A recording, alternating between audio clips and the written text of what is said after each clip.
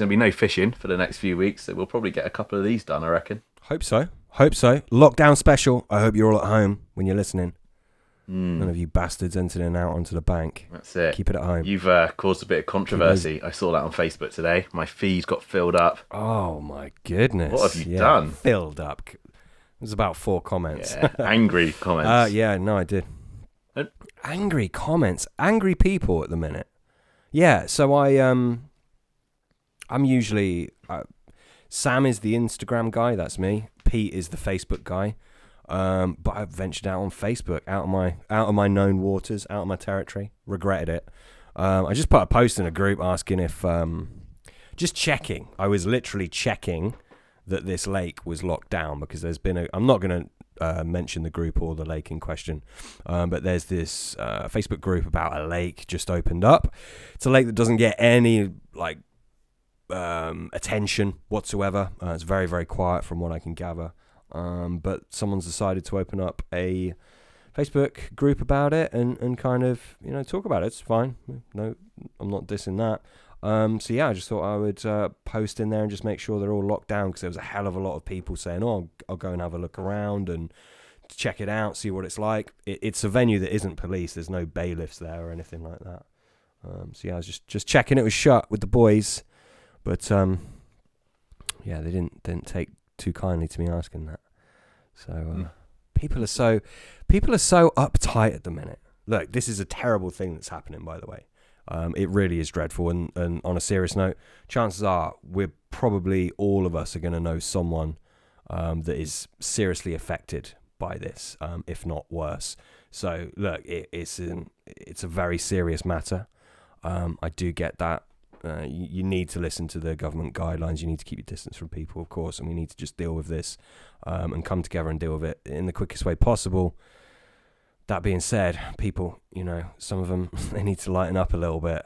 It's like everyone on Facebook is all of a sudden a freaking immunology expert. And it's just crazy. Everyone gets so uptight and antsy about it. I think a lot of people need to chill the fuck out, be sensible, but don't be panicked. Don't be an idiot. Use common sense. Follow the guidelines. We're going to get through it. It's a tragedy. Of course it is. But at the same time, let's not just go to shit and lose our minds. There we go. Rant over. How's it affected you so far, mate? Business-wise, like family life? What are your thoughts? Yeah, well, I mean, business. It's dramatically affected how I'm conducting business because I own 2 businesses. I own a studio, a fitness studio, gym. Obviously, that's closed. I'm in the process of migrating all of those clients to an online model. That doesn't mean, all doing a workout together. Yay! It's not that kind of thing. It's no Jane Fonda stuff.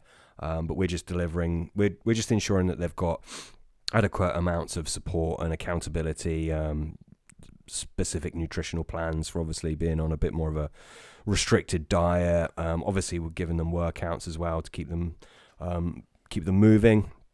And aside from that, just bringing, keeping the community aspect alive. Our studio, my studio, is like a nice little community type thing. It's quite unique. And yeah, just kind of like bringing that online just so everyone's supported so they continue to get results. And that's that really. That's how my business has changed, how business will change going forward. Oh, my other business is more in-depth consultancy-based stuff. That'll change. I mean, that's done online. I have clients all over the world with that. That'll change in as much as like we are going to have an economic crash, right? We are going to go through a recession. No one's talking about this, but this is 100% coming. So the reality is, as terrible as this COVID-19 is right now, like as far as business goes, the real hardship will be coming over the coming months and potentially years. So that's what's going to affect things long term. And that's not just for my business, that's for all businesses.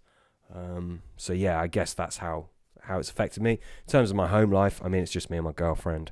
So that's not really been affected. I've got a home office with everything I need to work from. My girlfriend's just, she's happy with sitting on the sofa doing whatever she wants. So yeah. How about yourself, Pete? You've got kids at home, whereas I haven't. So I imagine it's turned your world upside down, right? Actually, it's been a bit of a nightmare. I can't complain because everyone's healthy and happy. But so basically, how many days have we been locked down? So today is Wednesday. Is it Wednesday today? Full lockdown since Monday, wasn't it? That's when he was like, "Look, you gotta stop." So we're on basically going outside. So we're on day 3. Day 3. So for me, it's day 7. So my daughter developed a cough, which was just like, if you go online and look at any of the sort of symptomatic videos of coronavirus, she had like the perfect coronavirus cough. So obviously she couldn't go to school. She can't go to school. So the advice is we have to be sort of self-isolating for 2 weeks. So it's actually day 7 for me, and my daughter's fine. I don't actually think she's got it. She's now developed just like a full-blown cough and cold and everything. But for safety's sakes, we're sort of doing the right things. We've not seen any family members. We've just sort of been at home. Living at home without going out for just 7 days is tough, let me tell you, with 3 kids who are just desperate to be out and about. But there we go. You got a garden at least, right? Yeah, the weather's been great, which has really helped. And I'll tell you what, I have done a lot of work outside. I have sorted stuff out, indoor jobs as well. I've been like Mr. DIY. It's been good. Nice, mate. We'll get through it. You'll get through it. Your the business you work through, they'll get through it. Yeah, I think so. You're right. More. Let's shift gears onto something even more important. What drink you got?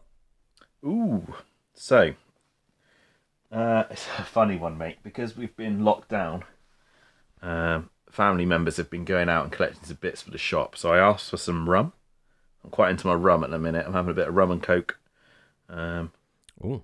We're on. Hello, sailor. This is, I don't know what it is, to be honest. JW Spicer's dark rum. I've got a feeling it's sort of like a Tesco's own brand. And it's not very nice. But there we go. Me and Sam are on a video call here, so there you go. I'll let you see the bottle. I don't know if you've ever seen that before on a supermarket shelf.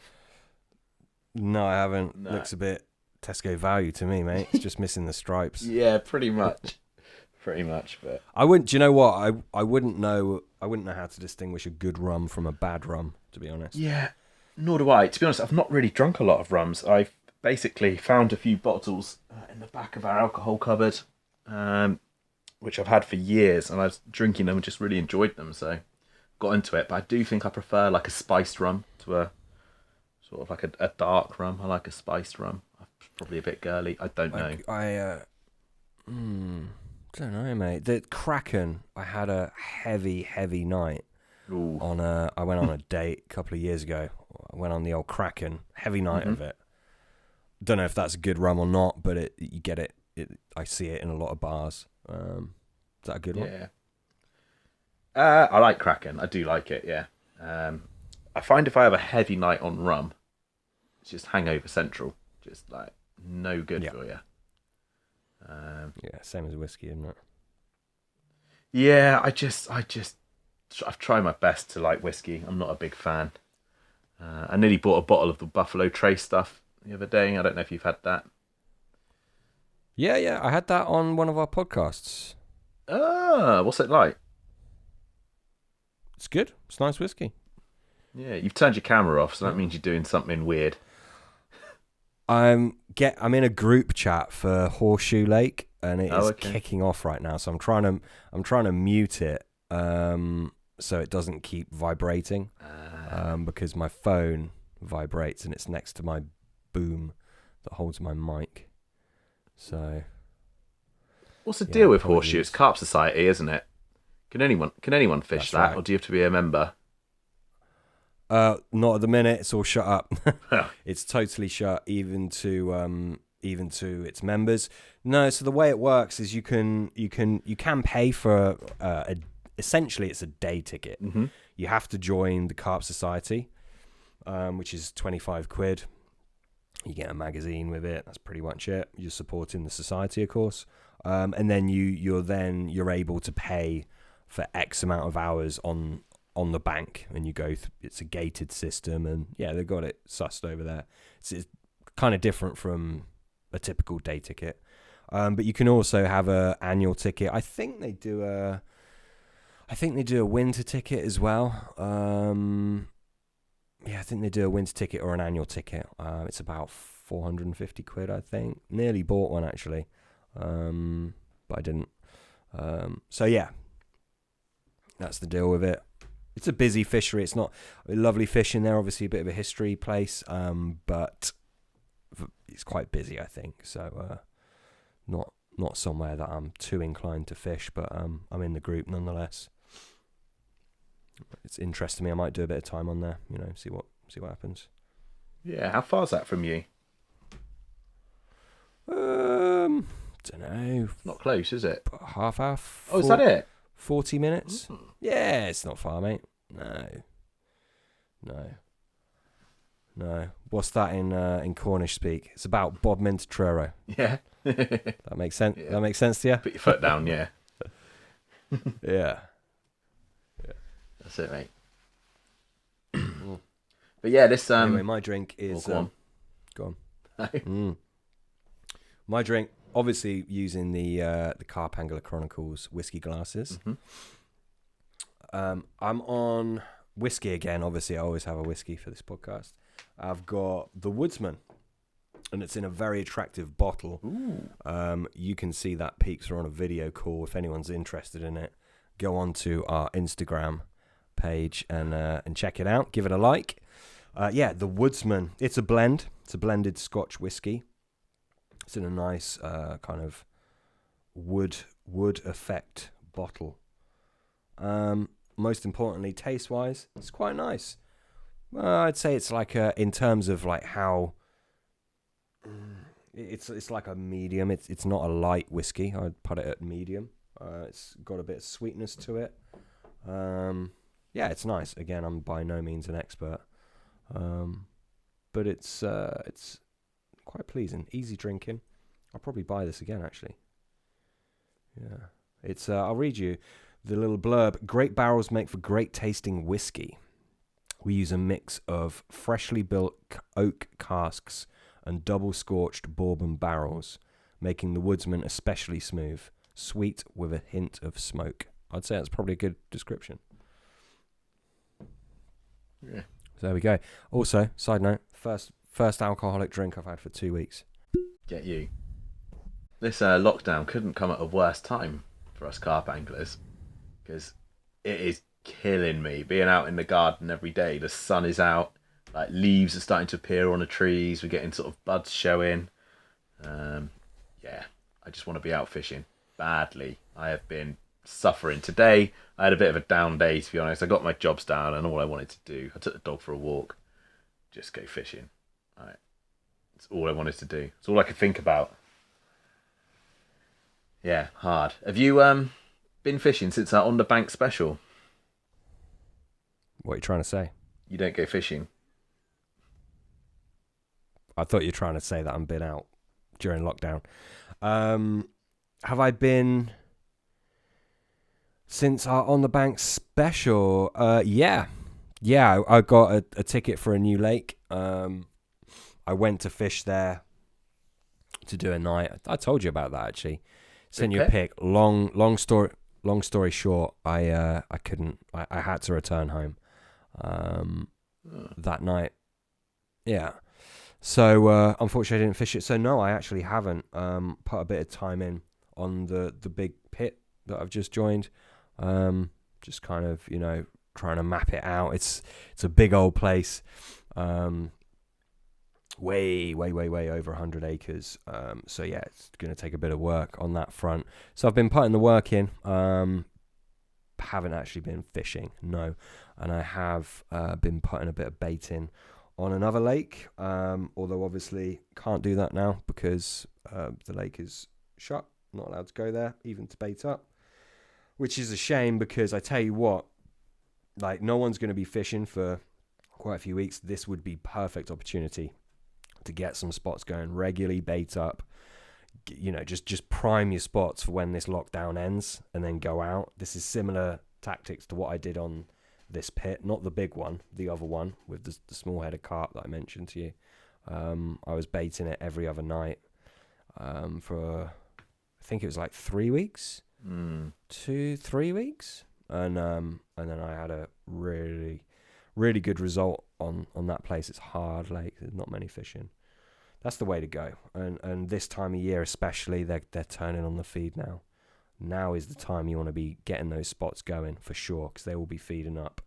So pre-baiting, it always works at most times of the year, but probably none more so than now, I would say. So yeah, it's a bit of a shame we can't go out and at least bait up. What about your big pit? Surely it's public right of way, isn't it? Is it footpath? You could do your daily exercise, go for a run with a bag of boilies and a throwing stick. I could, yeah. You're absolutely. You can't use a throwing stick there. The bird life would. Oh, okay. Yeah. Forget it. But yeah, absolutely. You're 100% right. Yeah, and that's the plan. There's part of it that's part of it is public access, but the bits that are public access aren't the bits that you'd fish, if that makes sense. Mm-hmm. So no real point baiting up an area that I couldn't fish. It's kind of counterintuitive. But yeah, I mean, I'll probably go out there for a bit of exercise, keep my distance, obviously, just to clap eyes on the water, and get the old binoculars out, see if anything's moving and what have you. As with any lake, but particularly big pits, there's all tales of, they're in this area in the spring when it wakes up. They're always in this area, and you take notes of it, but you always take it with a pinch of salt as well. So it would be good to get out just anywhere on there, just with the binoculars, just to kind of figure out where they are, see if I can see them show, and there, hurl myself into it as soon as lockdown allows. That's it, really. I mean, it's. Go on. I think lockdown's going to be a lot more than 3 weeks, mate. As well, they said 3 weeks. I think at the end of the 3 weeks, they'll probably dish out another 3 weeks. That's my thoughts. I mean, look, I think it's probably a good idea. I don't want it to happen, but I want, this. I want us to get out of this COVID thing as soon as possible, for many different reasons. So whilst no one wants to do that, it's probably not a bad idea that it happens. No, I 100% agree, mate. It's needs to happen. Yeah, they might. I mean, they might relax some rules, maybe. I don't know. Not after 3 weeks. They're going to break us in slowly. I think it's going to get worse before it gets better, mate. I think they'll get super strict. I do. I think you'll see the army on the streets before it gets better. The army on the streets. Yeah. Before. Yeah, mate. You see it over Europe. They're doing it. In America. In fact, today I saw the first post of British troops on the streets. For actually anybody who's interested, there's a group. Well, it's Telegram. If anyone uses Telegram, do you use Telegram at all, Sam? What's that? It's like a WhatsApp. Telegram. No. It's an app. It's like WhatsApp basically. It's really good for sort of group chats and stuff. I use it for a lot of my sort of cryptocurrency groups and stuff. But there's some really good sort of coronavirus groups on there. And one of them is just like a news feed with news from all over the world and drops things in. I actually saw sort of photos of British troops on the streets today. So I think in parts of London, you're seeing sort of like an army presence, sort of asking people to stay indoors, basically. Scary times. Yeah, absolutely. Couldn't agree more. I'm just what are they doing on the streets though? Like what do they actually do? I think they're just out there, making sort of policing people, aren't they? They're just making sure people are well, they'll ask you, I guess, if you're driving somewhere, you'll start to see checkpoints appearing. They'll ask you sort of where you're going, what you're doing, that sort of thing. And I think you'll start to see sort of fines and people being arrested for being out of their homes when they shouldn't be, basically. Wow. Really? 100%. Yeah. It's martial law. I don't know if you sort of aware of sort of George Orwell's sort of work. No, George Orwell. You're asking the wrong Yeah, guy. it's sort of No, just I don't quite agree. draconian, isn't it? Like a super state. But yeah, there we go. Conspiracy theories. Mm. What do you mean? I know what you mean by draconian, but where does the conspiracy theory come into this? Are you wanting to say something that you're not saying, Pete? No, I mean no. I'm fully sort of a belief that this is a very very serious sort of virus. Yeah. But there's a lot of people out there in the internet land who believe it's just sort of like a big sort of game almost for governments of the world to see how they can control a population. They think there's over 25%, I think I read today, over 25% of the world's population currently under lockdown, sort of being told to stay in their homes, which is massive. I mean, that's unprecedented, isn't it? Nothing in the history of the world has ever happened like that. It's quite sort of scary. We're all in sort of like free countries and we're all staying it. I completely agree for the right reasons. I mean, I have, like I say, this is day 7 for me. We've done it sort of by the book. I don't want to go out there. I could be asymptomatic. We all could be in this house. We could be carrying it, and I could go out and just. They think it's on average one person infects 3 other people. With the flu, it's something like one person infects sort of like 0.8 people, but with this, it's sort of over 3. You're expected to sort of to get ill, so. It's quite scary. I'm doing it by the book, but there's a lot of people out there who think it's just a big sort of, I guess like a game. Not a game, but like an experiment to see how they can, Test of power. yeah, control people. Sounds like some bullshit to me. I think it's a very real. I think it's a very real thing, and yeah, you're always gonna get some conspiracy theorists thinking everything is something that it's not, aren't you? Who knows? But I think it's very very real. It's an interesting time. I mean, it's like a big mark in history, really, isn't it? It's interesting. There's always, it's fucking terrible, but there's always upsides to it. So, like anyone listening, just what I would say, for what it's worth, just make sure that you're looking at the upsides and gleaming what you can from it. You know, is it left you like in some financial shit? Then you probably need to make your finances more solid. You know, is it fucking with your happiness? Then you probably need to make sure that your happiness is more solid. I understand that's easier said than done. Some people obviously suffer with depression and anxiety. That's something totally different, and obviously this is going to exasperate that. But if you don't suffer with those things, but this is getting you down, that's probably a sign that that there's some room to grow mentally. And I could keep going on in all areas. If it's making you argue shitloads with your missus, yeah, probably got some issues there.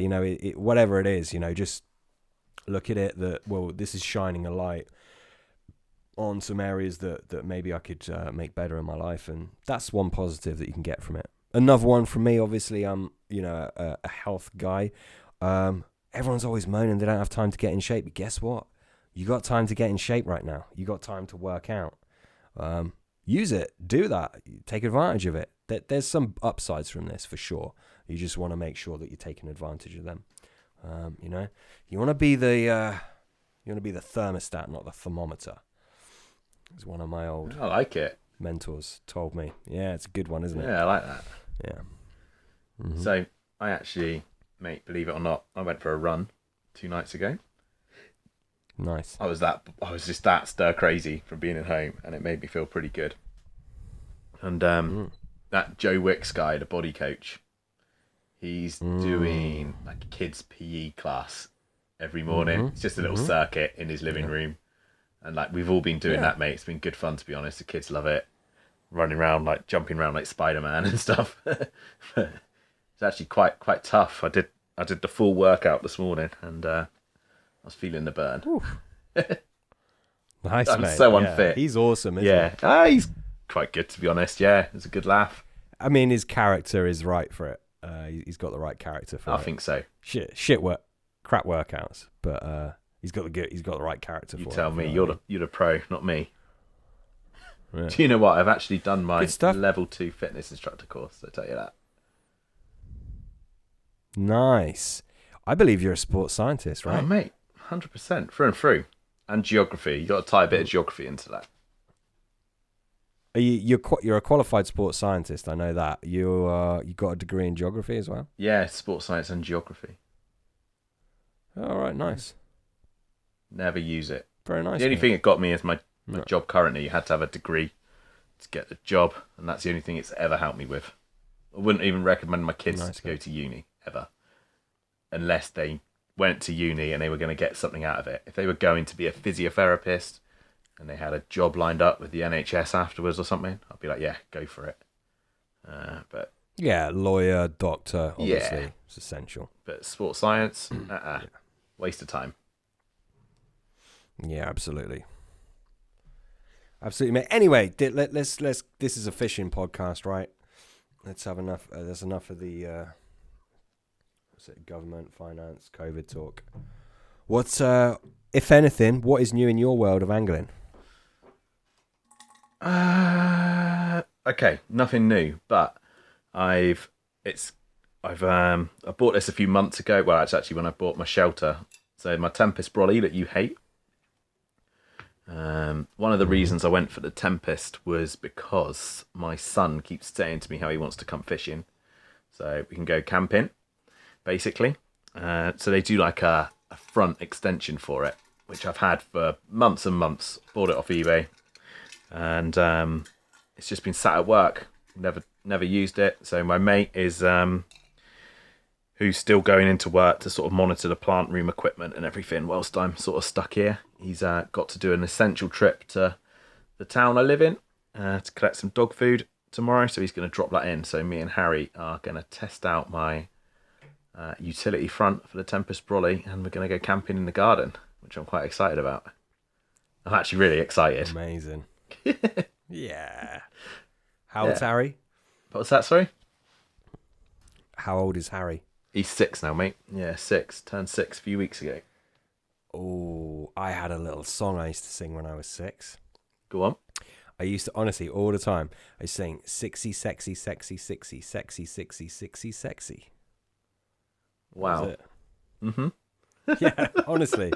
I used to, I had a, that's actually I wonder if I've still got that. I had a small green book of different fish. And I wrote 6 and sex, what I thought was me spelling sex, all over that thing. I will, when next time I'm out, I think it's in my parents' roof, I'll go and try and find it, and I'll take a picture. I'll put it on Instagram. God, I totally forgot about that. Nice.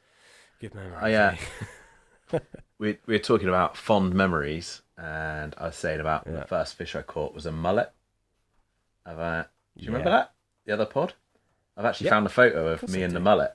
So I'll send that across to you. You can do a throwback Thursday to me when I was like 4, 5, 6. I don't know how old I was. Definitely. Yeah. Definitely. Yeah. I'll do do that, and I'll try and find my book. I was buzzing when I Did I tell you I saw it, found to be my honest. old... Did I tell you I found my old notebook? You know, when we were at one of our favourite lakes, where we was getting in the boat and stuff. You know the lake. Yeah. Ghost Lake. Let's call it Ghost Lake. Okay. I found the notebook. You remember? You bought it for me. You bought one. You bought me one. Dude, I've still got that in my fishing bag. Shows how often I write in it. Right. Oh, as in it's not filled out. Like, I probably did 4 sessions.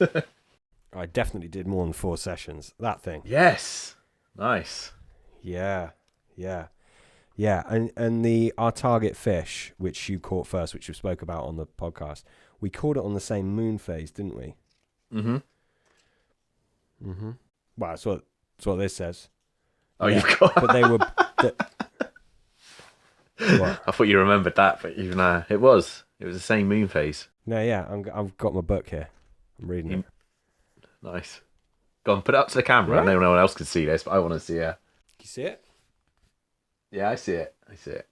Do you know what was really weird about that? It's like you sent me the Carpangler Chronicles sort of whiskey glass in the post, and like we've not seen each other in the flesh for sort of 5 or 6 years, and I instantly recognised your handwriting, which is a weird thing, isn't it? I knew it was from you instantly. Where? You wrote on the the package. Yeah. And I just instantly was Really? like, Sam, that's some Sam. I was like, what's he sending me? This is weird. Wow. I bet that made you nervous. Wow, that's bizarre, mate. Isn't it? Yeah. Really 100% weird. just. Yeah. It's from when you were at work. Do you know what? So this is another one. So we used to work together at a holiday park. Sam was sort of like the boss of the department. I was his little bitch, like second in command. And 2IC. I remember he always used to leave me handover notes for his days off, which were quite regular, actually. He had a lot of days off, which looking back, but one of the handover notes, he left me a note to tell me I had to fire 2 girls. Can you remember that? Now, bearing in mind, I was like 18 or 19, and I just sort of like, it was a summer job from uni. And I was just like, fuck, like, he's being serious here. And yeah, these girls come in. They were terrible. Can you remember them? We used to have like radios. I had so many bad employees there. Who was it? I can't remember their names. There's a couple of girls. They used to drive in from Bodmin. And I remember like we stayed behind work, sort of like going over. Like they had little radios, but they were really strict on the radio calls, weren't they? Sort of like you had to do the radio properly, and it was sort of like Pete to Sam copy. Yeah. And they had different codes for different things, and codes for incidents, and all the things. And Code 3. Yeah. so, yeah, code 3. And yeah, you asked me to fire them, and I remember they came into work, and I just sort of sent everyone off and just sat them down and was like, right, guys. They took it really well. They knew they were shit. But the woman from the office, whose name was Jane, remember Jane in the office? Yeah, I remember Jane. Yeah. Yeah, she wasn't a big fan of yours. No, she didn't like me. No, she was just like, came in. She was like, are you serious? You've just fired them. She was so angry because you hadn't fired them and left me a note. I know. I'm sorry, mate. You know what I'm like? I would have found that hilarious when I was writing that note. And the other one I can remember, mate. Can you remember the interviews? Yeah, you were like, go on. you're going to sit in on the interviews. And there was a lad called Dwayne. Yes, I did. And his surname was Cock. And you were like, you were just like, mate. You're like, yeah, so, no, nice to see you, Dwayne. What's your name? And he was like, Dwayne. And you're like, yeah, surname? He was like, Cock. And straight away, obviously, we're like little kids, like, and then you're like, how do you spell that? He was just like COCK. Oh my god! And his interview was terrible. His interview was so bad, but you felt so bad because we'd basically bullied him that you gave him the job. We used to hire so many bad people there. Yeah. It's like a seasonal job, so you just got to get loads of youngsters in. Good times, though, right? Mm-hmm. Yeah, really good times, to be honest. Really, I can think of a few stories now. I won't go into it now. It's boring for people. No, mate. There's a lot we shouldn't go into, probably. Yeah. Yeah. Anyway, the your target fish from our first sort of like proper water with the boat and everything. Do you remember what bait you caught it on? Pop quiz. No. Oh God, no, I don't. Namale? Nope. It wasn't Namale. It wasn't our own bait, no? No. Do you remember what the wind was? No. No, it was a westerly. The pressure had dropped. What date was it? It was fairly windy. The 17th. Of what year? The 17th of what year? It was the 17th of January 2012. Oh, nice. Yeah, 17th of January 2012. I got there on the 16th though. 8 years, man. That's mad. Over 8 years ago. Yeah, you caught it on the mackerel Was it? that we spoke about before, tipped off with a pineapple and lacto bee pop-up. Homemade. One of my homemade pops. Yeah. That's what did it. Yep. Did you put pineapple in it? Must have. You tell me. Do you know what? Now you say that. Slash. So that lacto bee, we were talking about that.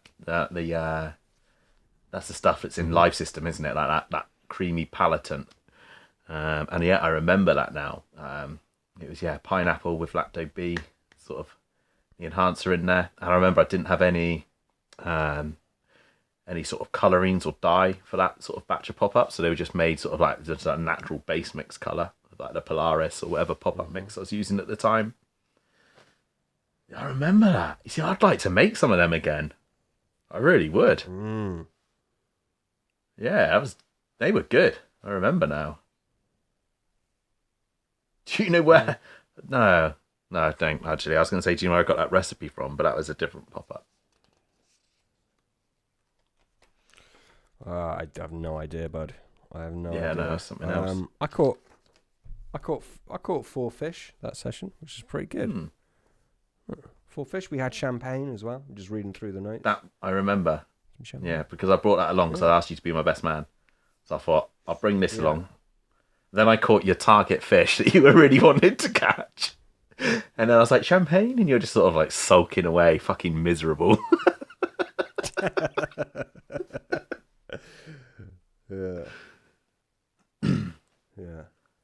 Yeah. Oh, it's good reading through these notes. Like, it just brings it back, doesn't it? The only ones I've got written down in mine are from the syndicate. Remember the syndicate we joined? That's the only notes I've got in there. Awful place. Yeah, I didn't enjoy it. Didn't enjoy it either. No. I might start using mine again because now I've got a water in mind and I'm going to do a bit of a campaign. I should probably start making some notes. So anyway, mate, since our on the bank poddy, I did do another night. I got another night in pretty soon. Baited up through the week. Same spots, and I blanked. Oh, you know that I fished anyway, don't you? Because I took the photos and then you put it up on Instagram that my bivvy was a brothel. Oh, what was that all about? You had like a red light in there and everything else is like dark. It was weird. But it was nighttime. Yeah. So I'm new to sort of DSLR cameras and stuff. So I was playing around with the shutter speed. It's amazing what you can pick up at night. Literally amazing with a super slow shutter speed. I cannot believe cameras can do that, to be honest. Like no flash, just literally moonlight. It was picking up stuff on the other side of the bank. It was like daylight in the photography. Yeah, it's incredible. But the red light thing. Wait, no insects. That's a thing. So like when I buy a head torch, there's so many different options out there. I always try and buy one that's got like the small little like red LEDs. So when I'm just like sat in the bivvy or whatever, and I'm just doing stuff and I can tie up a rig or something, I always go red LED so you don't attract like the daddy long legs and the moths and stuff to fly at your face. And you're pulling that face. So again, top tip. Yeah, it's a top tip, mate. I cannot believe you can't remember this because Sam's got like a phobia of flying shit. Anything that sort of flies, you're not a fan. Hold up. Hold the fuck up. And you used to insist, if I went in your brolly or something, you used to insist that my head torch was on the red light. If I had the normal light on, you used to kick off at me.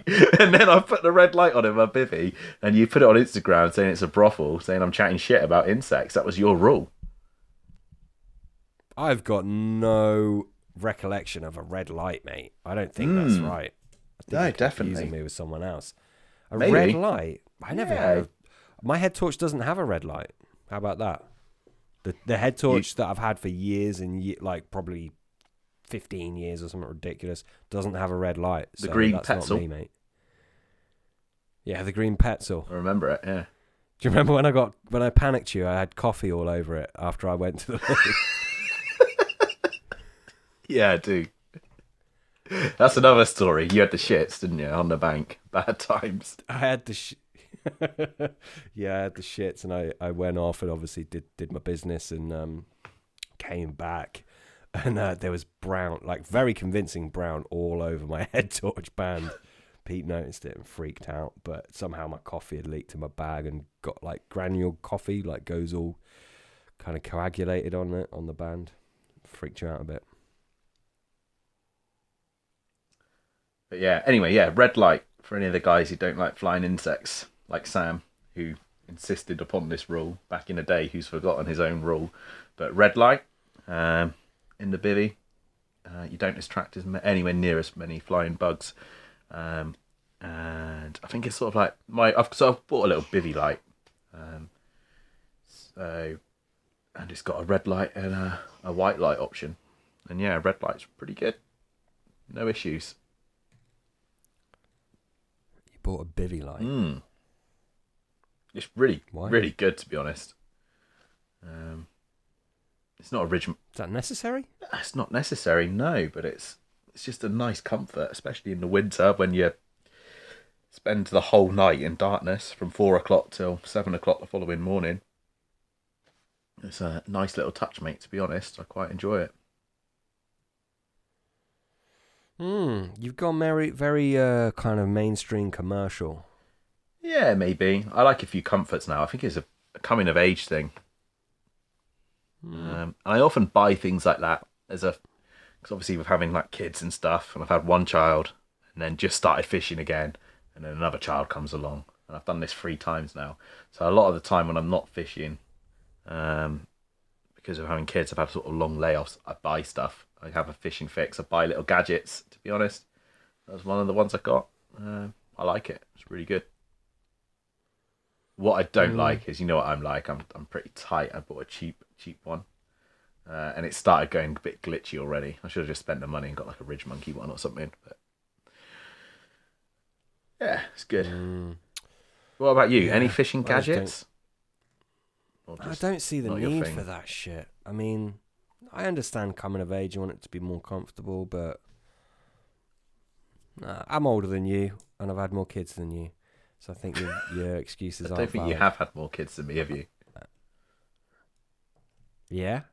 Unless you're not telling me something. What? How many have you had? 3. You're on 3, right? Yeah. I got 3. Yeah, well, there we go then. There we go. Equals. No, I don't have any bivvy lights or any tech like that. Actually, I've got a battery pack. I guess you could class that as some tech, something that I never used to have, but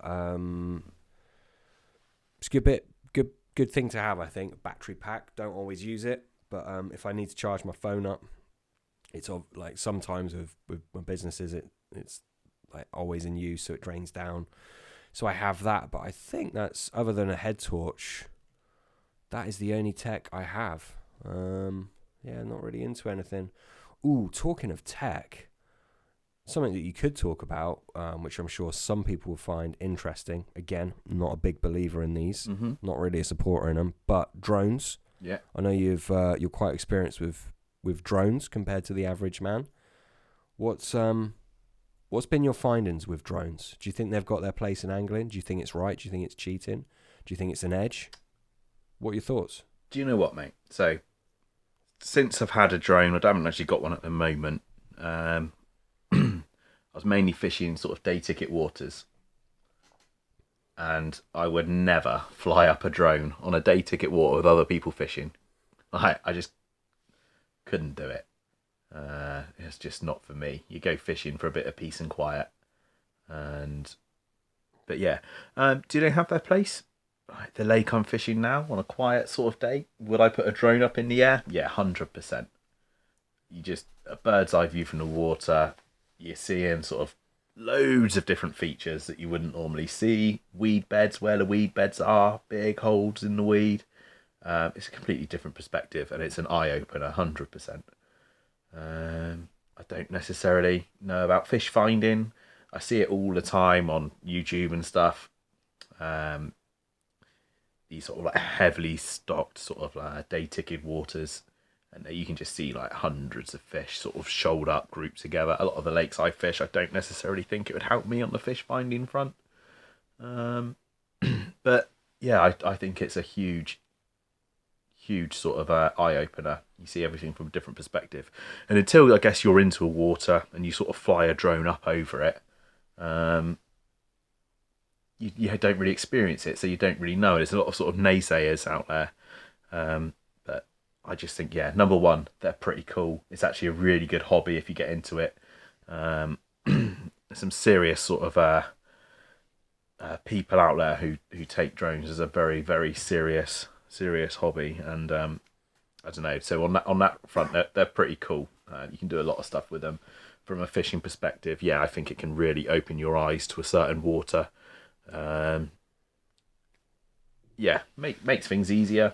I think you feature find with it, and that's about it really. But for anyone doing that, I'd recommend you buy sort of like a semi decent drone. You don't want to get any old drone that's going to sort of fly away in the wind. You'd want to sort of get something at least with like a GPS lock on it, so it's going to hover stable, and a movable gimbal as well. So you want something where you can move the camera up and down. If you're just taking still shots, like stability isn't a big issue. You don't necessarily need the cinematic footage, but you want something with a remote camera, I'd say, so you can sort of pitch the camera to get the view of the lake that you wanted. But why'd you ask, Sam? Are you sort of looking at getting something? No, I mean, I asked just because I thought it was something that you could speak on, and people might be interested. Yeah, I asked you about one, didn't I? I nearly bought one the other weekend, not really for fishing, but just for, I mean, I'm into my photography, for quite a few years now, quite fairly big way. I would love to get a drone and get some drone shots. We go out.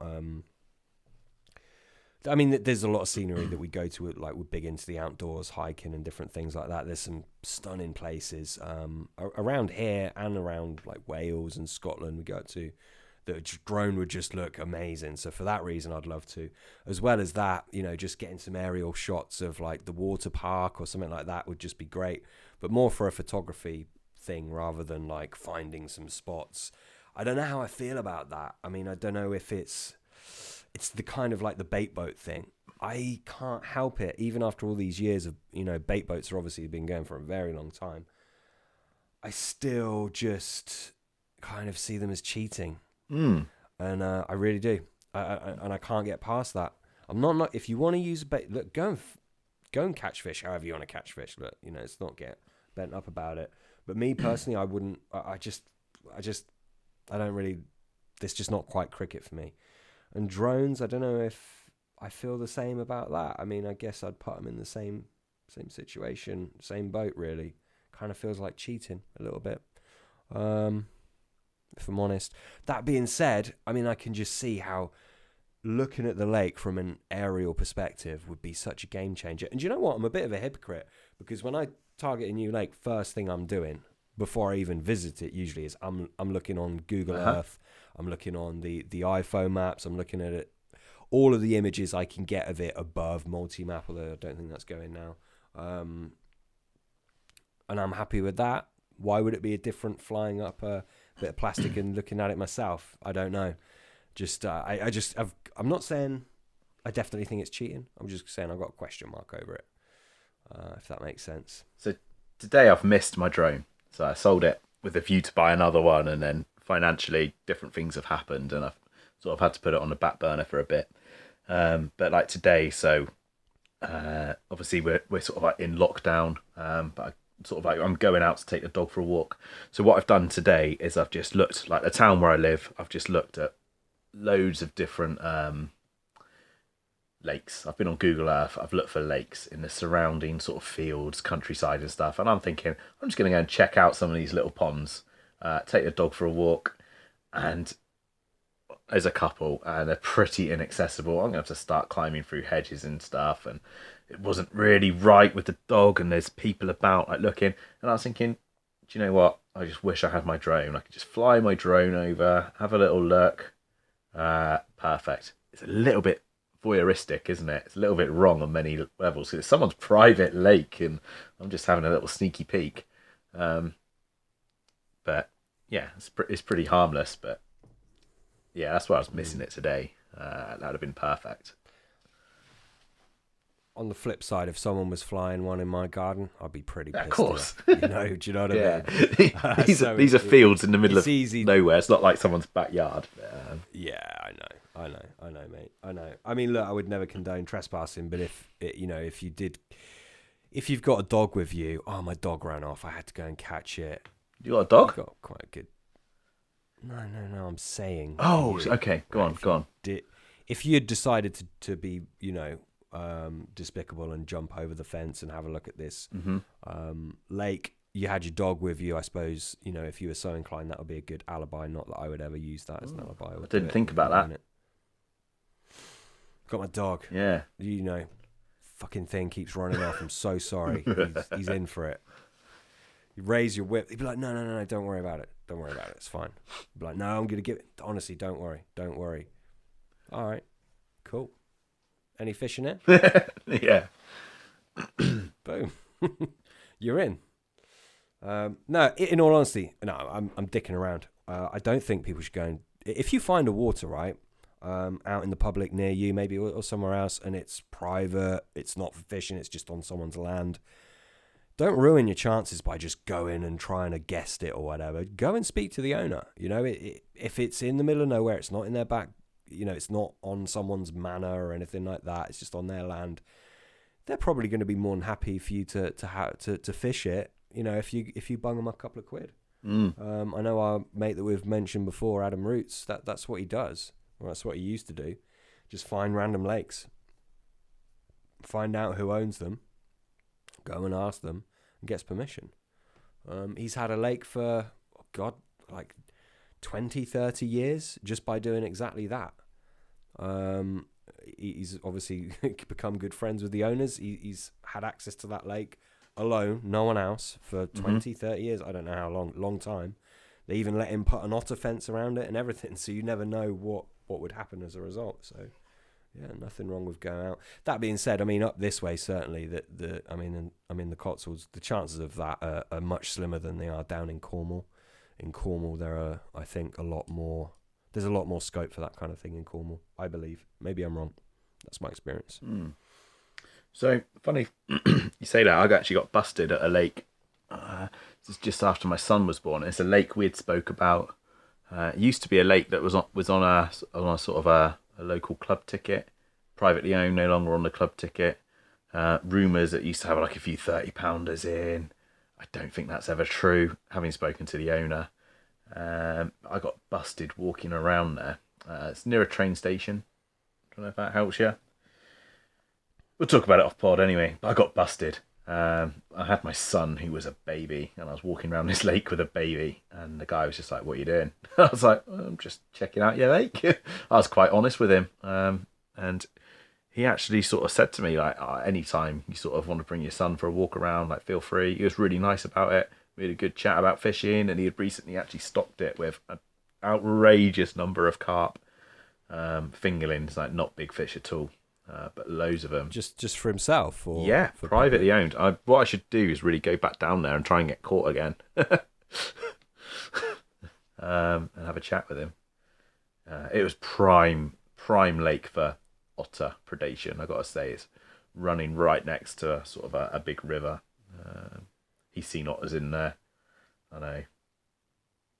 This is a club ticket? No, it used to be on a club ticket. Probably 15... 20 years ago, and then through leases or whatever reasons, the lake must have been, or the land it was on was sold. It's like a big estate it's on, and then the estate was broken up, I think, when someone died, and actually that lake was put up for sale.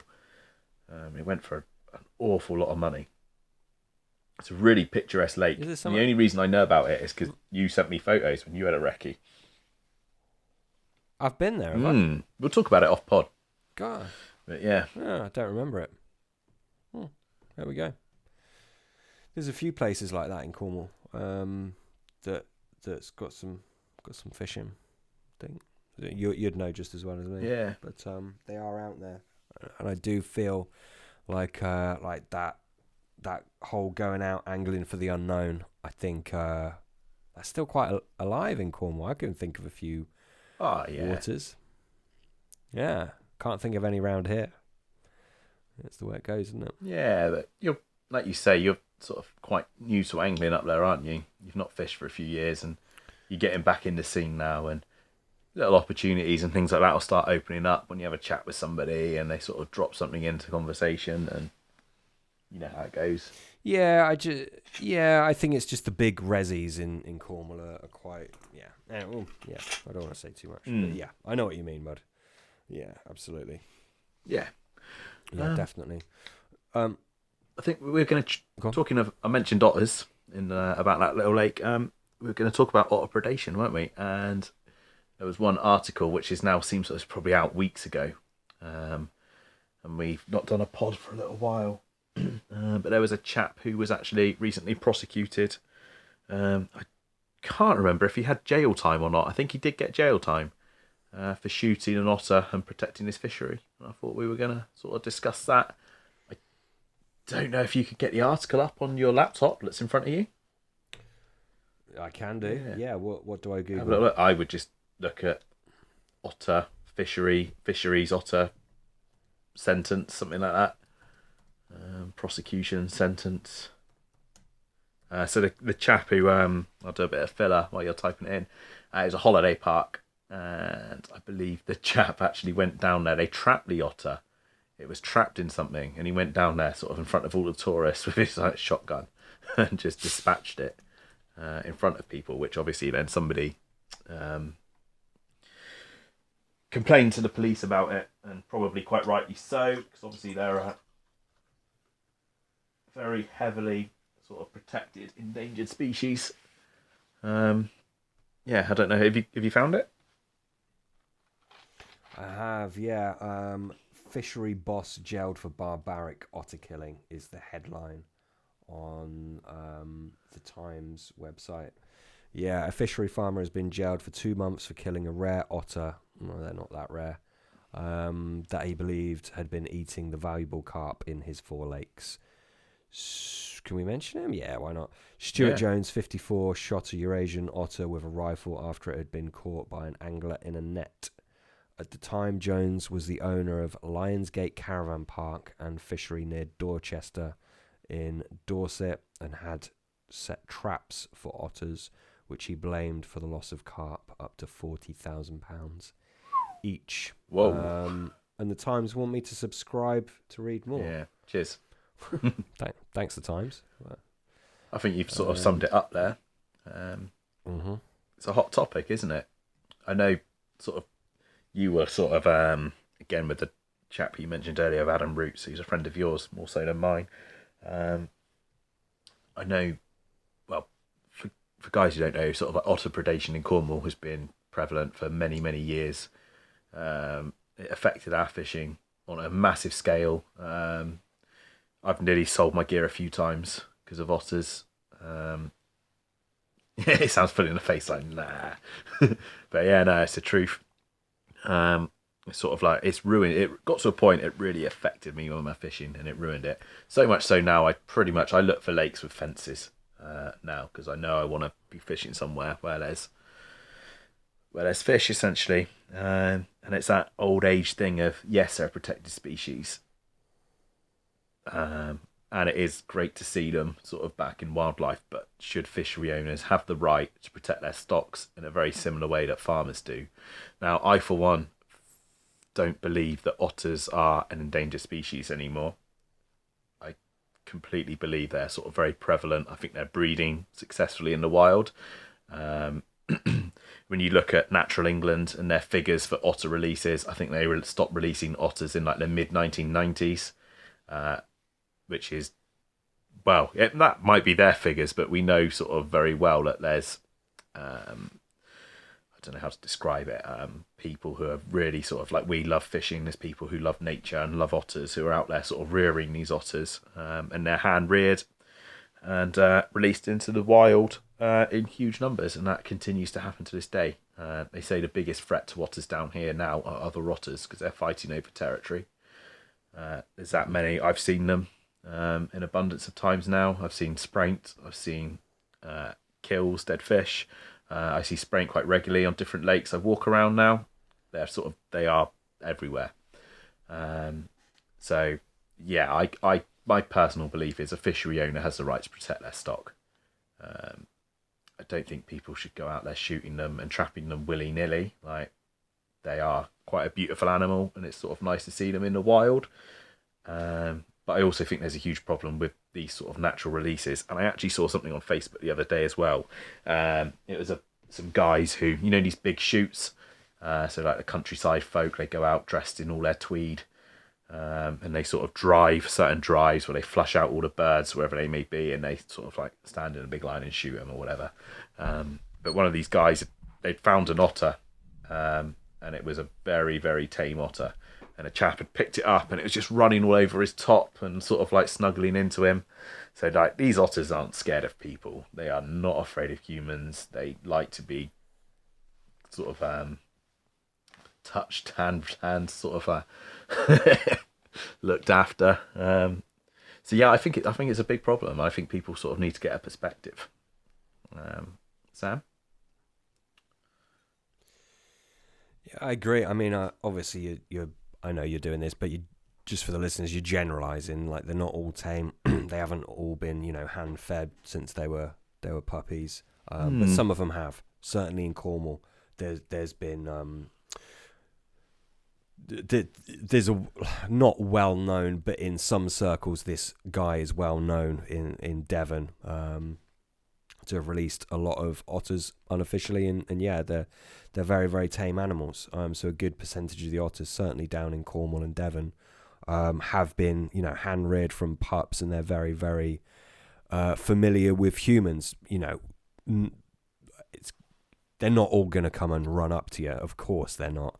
You know, that's a very strange occurrence, but nonetheless, they're not too scared to be around human activity. And yeah, it's a problem. I mean, it's difficult. We need to have fences on lakes. Like, that is the answer. I know some lakes it's very, very hard to do that with, but ultimately, you can't just go around hunting otters, because the only thing that will happen is, obviously, the people that are in the groups that protect these animals, obviously they're going to know about it. It's terrible for angling, for a start, because they will know that it's us doing it. And secondary from that, it's just going to create an opportunity for them to get a license to release more. And then we're going to have even more. Yes, for a while, the numbers will be lower, but then as a result, we will most likely get even more otters. We're pretty much, you know, as you said, Peter, saturation point, where in most areas the biggest threat to an otter is another otter. They will fight. Two male otters will fight for territory, and sometimes they'll kill each other. So it's difficult. We gotta fence our waters. That's basically it. That is the bottom line. We're gonna fight a losing battle if anything else is the route that we take. That's my opinion on it. It's tough. It's tough times. I saw a squashed otter on a dual carriageway 10 minutes from my house a couple of months ago, on a dual carriageway. They are everywhere. So yeah, it's a very real threat. I remember back in the day in Cornwall, obviously we had it much worse than most areas, but even there, people not taking it seriously. Do you remember? They're like, oh no, what? No, they're not going to take a big fish, or they won't be a problem. Mm-hmm. It's like, no, they will. You know, we saw it firsthand. I mean, we've seen big fish dragged up on islands, on banks. We've seen scales. Yeah, I wouldn't want to count up all of the dead fish that we've seen. You know, it's numerous, too many, basically. So yeah, it's an issue. It's a huge issue. Look, this guy shouldn't have shot that otter. I understand why he did it. I'm not necessarily blaming him, but he shouldn't have done it he shouldn't have done it. Full stop. It's not good for anyone. It really isn't. No. He definitely shouldn't have done it in front of a load of people. just, A, don't shoot them. B, definitely don't shoot them in front of people. Come on, it's going to end in tears. So, I mean, poor guy, I feel for him. His fisheries come under fire. It's horrible. But he didn't handle it the best way, unfortunately. Sorry, Stuart. It's true. Yeah. Did he get a jail sentence? I mean, it's serious, isn't it? So Yeah. He got a jail sentence. 2 months. Yeah. 2 months. Yeah. So there we go, guys. Yeah. Do not shoot otters. There we go. Sad times indeed. Anyway, I feel this podcast is being a bit like, we're talking about all the woes of otters and COVID and lockdown and all this stuff. Let's spin this into a positive. Obviously, if you're listening to this, you're probably in the midst of the lockdown, same as us. So I guess perfect time to be getting everything tip top to go for when we can fish. So yourself, Pete, are you doing anything in particular to? I know you've got your water. You've got a water that you've got your sights set on. You've done a couple of nights on there already. Are you doing anything in this time of lockdown to really prepare so when you can fish again, you're hitting the ground running? I've got some new line. So that arrived in the post today. So I've been using Nash Bullet. So I've gone for a £15 in that. I know you want to talk about line. I can see that burning. On the bait front, I can't order bait in a minute. The bait company I've been ordering bait from closed down. I've been needing to order bait for a long time. And now I can't order bait. This is really frustrating. I can send you some bait down, mate. Nah, I'm good. When you've just got something working and you're happy with it, and yeah, no, I'm cool. I'm cool with that. I was planning on fishing the other day. I was very tempted to break my little curfew because I know there would be nobody at the lake, and if there was somebody at the lake, I was going to disappear and go home. But I was going to go fishing the other day, and I was going to fish a local runs water, and I was quite happy just the idea of just fishing sort of some pellet and some crumbed up boilie and just some sort of like small sort of pop ups on the hair kind of thing. So I've got bits I can sort of scrape by on. Nash Bullet. I always think that sounds like a vibrator. Do you know? Like a little pocket-sized purse vibrator. Yeah, I get what you're saying. For on the go. Nash Bullet. Do you rate the line? Yeah, I like it. It's twist wise, I always suffer with twist. I've mentioned this on other podcasts. I don't know why. I mean, I just suffer with line twist, and this one's pretty good for me. It's sort of fairly. It's not low stretch. I don't feel there's like too much stretch in there. I just get on with it, mate. Good casting line. So I've gone for the £15. I was fishing a lake where like one of the lake rules was you had to have a minimum of £20 breaking strain. So I've not fished there for a while. So I've took that off the reels now, and I'll spool up again tomorrow with the £15, which is a lot lower diameter, which is nice. It's good for me. So you were flashing something in at the camera there. Go on, stick it up again. Show me what you've got. This. Check this stuff out. It's if you're saying how your line twists and etc. This stuff, I mean, I haven't used it extensively. It's Berkeley Direct Connect Plus. I think it's just people will probably know it as Berkeley Connect. It's fairly new. This stuff is interesting. It's pretty damn. It's got a funny finish to it. Not gonna lie, but it's pretty damn supple. Seems very abrasion resistant, seems extremely well behaved, just kind of hangs out of the rings on the rod. And it sinks really well. So kind of all the properties that you'd want from the line. I haven't used it for a long period of time, so I'm probably going to be in a better position to advise on it in months down the line. But so far, seems really, really promising. The only slight niggle I've got is the colour of it. I'm not too, or it's like, it's hard to explain. The finish of it, I'm not a huge fan on. I probably wouldn't fish all the way through on it. I'd use a leader, which I'm using anyway, because of gravel bars and stuff. But yeah, looks very promising. Check it out. I actually got that. Have we spoke about this in another podcast? I can't remember. Whether it was the one that got deleted, I don't know. We had another. Well, I got a bargain. I got a bargain. I got it at Trago Mills, half price. They were only selling it for $16.99 anyway, which is really cheap because I'm pretty damn sure it's 30 quid in Angling Direct. Their Trago is it's a very cheap, huge store. They have different departments. One of them's fishing. They do very good bargains on things. Yeah, $16.99 they're selling it for. And it was on a half price sale.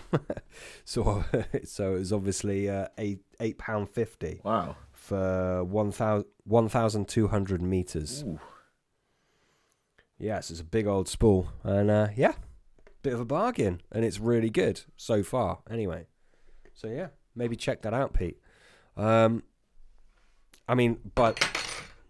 sorry folks, that was my peanut butter spoon.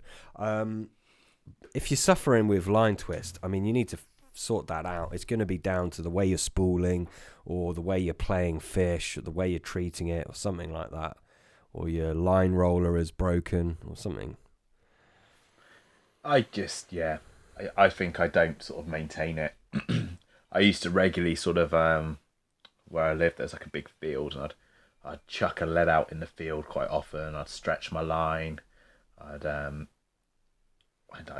chuck a lead out, and then I'd sort of I'd cut the lead off basically, and I used to reel it all back in through like a wet cloth, like eliminating all the twists and stuff. I used to really look after it. Nowadays, I finish my session, rods go in the bag, and that's where they stay until I'm out on the bank again.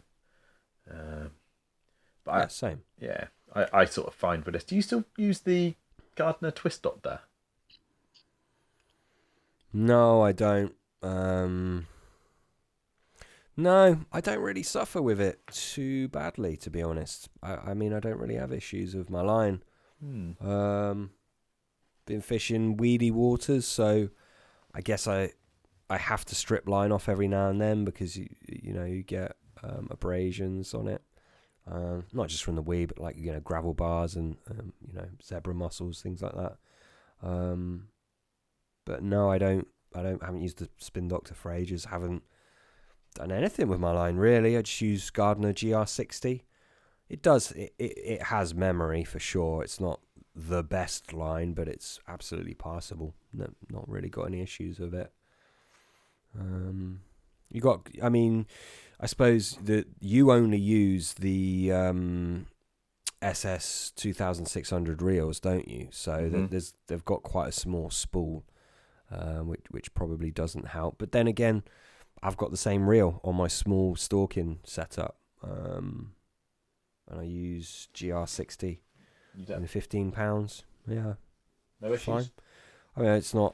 It's not super limp or anything like that, but it's passable. Yeah, I don't have too much trouble with it, to be honest. Then again, I don't catch many fish, so maybe that's something to do with it. I'm not playing a lot of fish with it, whereas maybe you fish some waters where you get more takes, which is obviously going to put more twist in it. I know your proper water is by no means an easy water, but I think you do visit Run's waters fairly often, don't you? Once every other month or something. Yeah, I do. Especially if I've not been fishing for a while. It's quite sort of nice to go fishing and catch fish. But I always play fish on backwind rather than on the drag. It's something I've always suffered with. But I think a lot of it is or if I'm using sort of like a larger diameter line, and those reels have got a particularly small sort of diameter spool, so I think I'm prone to it. But yeah, there we go. I'm sticking some new line on the reels. That's about it, mate. I can't walk around the lake at the minute. It's not a lot I can do. My tackle is, I'm quite sort of nerdy. Quite often now I get my little fishing fix. I bring my tackle bag in from the car or wherever I'm keeping it. and I go through it. So I'm all prepped up, like rigs are all tied and stuff. It's just for me very much a case of just getting out there and going fishing, really. What about yourself, Sam? Are you sort of preparing anything particular? Oh, I can tell you what I'm preparing. On the last pod, we spoke about some of those hook baits I found. So yesterday, I dug them out and I've started rehydrating them in some of the squid brand sauce. So I'm going to have some little special sort of hook baits ready. Last time I rehydrated these, it took weeks to make them sort of prickable, let me say, with sort of like a baiting needle to get that liquid right back through them. So that'll be a bit of a process, just sort of just a little bit, but often sort of dropping a few drops of that liquid on them just to rehydrate them. But you had a bit of a blank face, you couldn't remember. Oh, okay. That's what you want. What am I seeing? Active CSL. Okay. Yeah, active CSL. Sorry for those of you listening. I just held up a big 5 litre container liquid. Yeah. Anyway, mate, you're rehydrating them with squid brand fish sauce, which were firm favourites of ours for many years. Anything else you're adding there? Do you put anything else? This is just hook baits, right? Or is this free feed as well? No, these are literally just my hook baits. I told you about them on the last pod. You're looking a bit blank. So these were the ones that are the high content they've got GLM. I can't remember the percentage. It was our base mix that we used to use. So we used to call it the Marley, just like an HNV sort of like fish meal based bait, and I added a super high concentration of GLM to make some sort of special hook baits to them. I think I had some like higher levels of betaine and stuff in there as well. I honestly can't remember, mate. And I found them, and these were the ones that had been frozen and then air dried for a long time to get all the moisture out, and then frozen, and then defrosted and air dried again, and then refrozen. And then you take them out of the freezer, and I've basically got them in sort of like a packing salt. It's like a curing salt that butchers use. Sodium nitrate, I want to say. I can't remember the exact sort of salt it is. Do you know off the top of your head? Not off the top of my head, no. No. So they've been curing in that for like 5 years, but you break one open, you can see the little crystals of salt. So yes, I'm rehydrating them in the squid brand fish sauce, which is particularly salty as well. And I think especially sort of on the lead up to spawning, I think they could be a little edge, which I'm quite excited about. Because of the salt? Yeah, because of the salt content.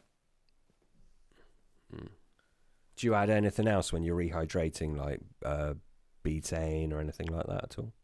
More greenlet mussel, anything? In the past, I have, mate, but at the moment, no. Just literally the fish sauce, and I'm leaving it at that.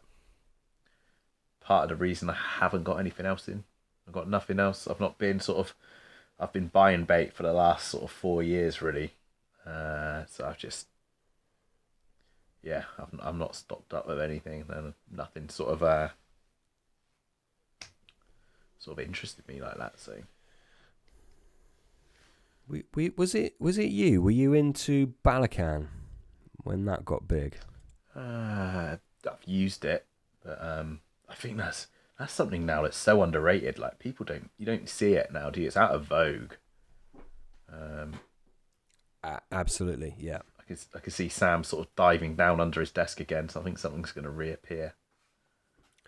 This is interesting stuff. Although actually, looking at the amino acid spreadsheet, it's not the best in terms of amino acids. But from Bassarel, soluble shrimp extract, which is very kind of Balakan-y, obviously. Balakan is fermented shrimp. And this has got like a real, I mean, if you could smell that, it smells like a mixture of Balakan and dog shit, honestly. Yeah, I know the stuff. Yeah, it's quite.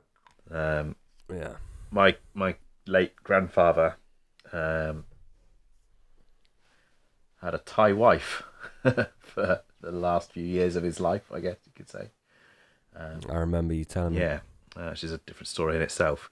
But she used to get stuff sent over from Thailand. There was all these crazy sort of fermented fish sauces, and but the smell was just disgusting.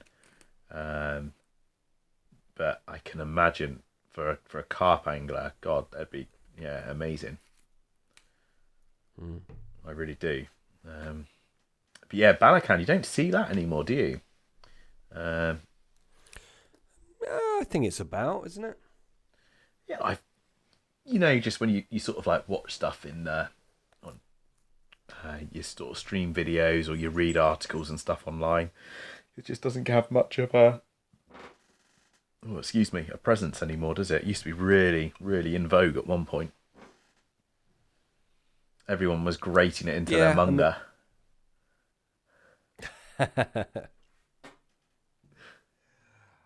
Yeah, yes, they were. You're right. They were grating it into their munga. You spilt it, haven't you? I've got a load of. I've got not of that one. I've got tuna extract paste on my fingers. I'm gonna have to go and wash that, I think. So I'll let you entertain the listeners, Pete. Oh, thanks, mate. Maybe you can tell them about like your view on using different liquids. Obviously, the squid brownfish sauce is a real nice runny one, so it's good for hydrating. But what are your thoughts on other liquids? Obviously, L030, absolute classic, which we've unfortunately lost. What are your thoughts with that? Cheers, Sam. So Sam's run off into the distance now. So L030, which has been lost, was like a thick paste. And then as time went on, every time you bought it, basically it got thinner and thinner and thinner as these sort of bait companies were just cutting it, essentially. What they were cutting it with, no one knows. But something I've used recently to sort of decent effect, I say recently in the last few years, was a krill hydroslate. Sam is back now. Have you experimented with krill much? Krill? Yeah, I used to use krill powder, krill hydroslate. Yeah, powder, hydroslate. What? I was saying how about L030, how it used to be like a thick paste, and then as time went on, it got runnier and runnier, and it was basically bait companies were watering it down, cutting it from its sort of finest form. And I was saying how I use a bit of krill hydroslate, was something I was using for a while. Krill's actually something I use a lot in stick minces, especially if I've got like the powdered form of krill. It's super, super buoyant, basically. And especially if you're using liquids, it's something else I'd use in a stick mix, because the krill floats up through the water column, taking all sorts of attraction with it. And in itself is super, super attractive to carp. And krill's something as well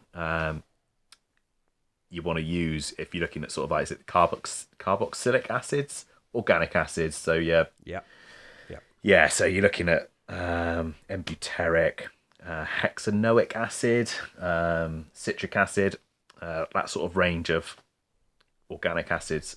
There's basically an ammonia compound, which is a lot of it is in krill, and when you combine it, some mad chemistry stuff happens where you get the extra hydrogen ion, which creates a hydrogen salt.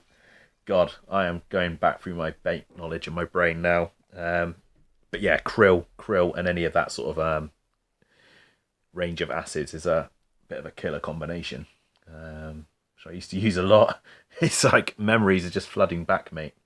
I haven't thought about that for a number of years, and it's just got the brain sort of firing. I've forgotten a lot. I say I've forgotten a lot, but it's a lot of stuff that I have just not implemented in my fishing now for a number of years. And actually having these chats, it's amazing how things come back. Yeah, it's good. It's got me really thinking again now. That was something we kept our little bait secrets from each other. That was a little edge of mine. I used to use a lot of sort of like krill and stuff with that range of sort of organic acids. That was like my little thing.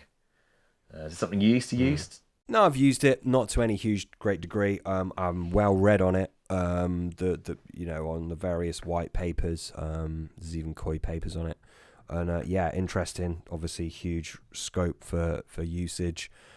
Even like you say, even just in stick mix, it's great because it floats up. Cheaper way of getting that effect is wheat germ. Mm-hmm. That will float up as well very effectively.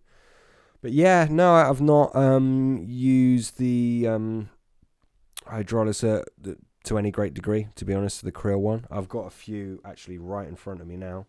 I've got the tuna extract paste, which is kind of, I mean, L030 was an old Sea Garden product. And supposedly now the closest thing you can get to that in terms of how they manufactured it, sorry, I sounded really kind of West Country Cornish then, is tuna extract paste, which is, I think even some companies are selling it as L030T, T for tuna.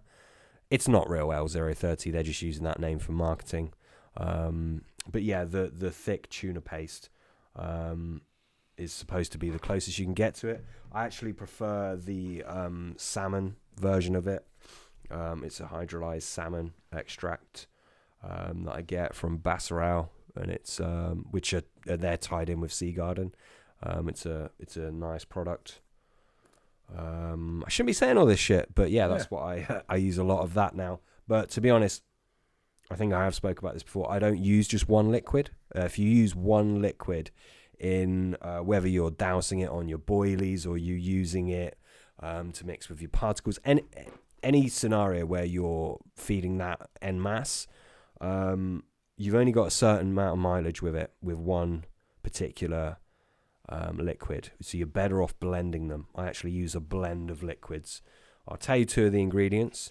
One of them is active CSL, and the other is the hydrolyzed salmon extract that I've just mentioned.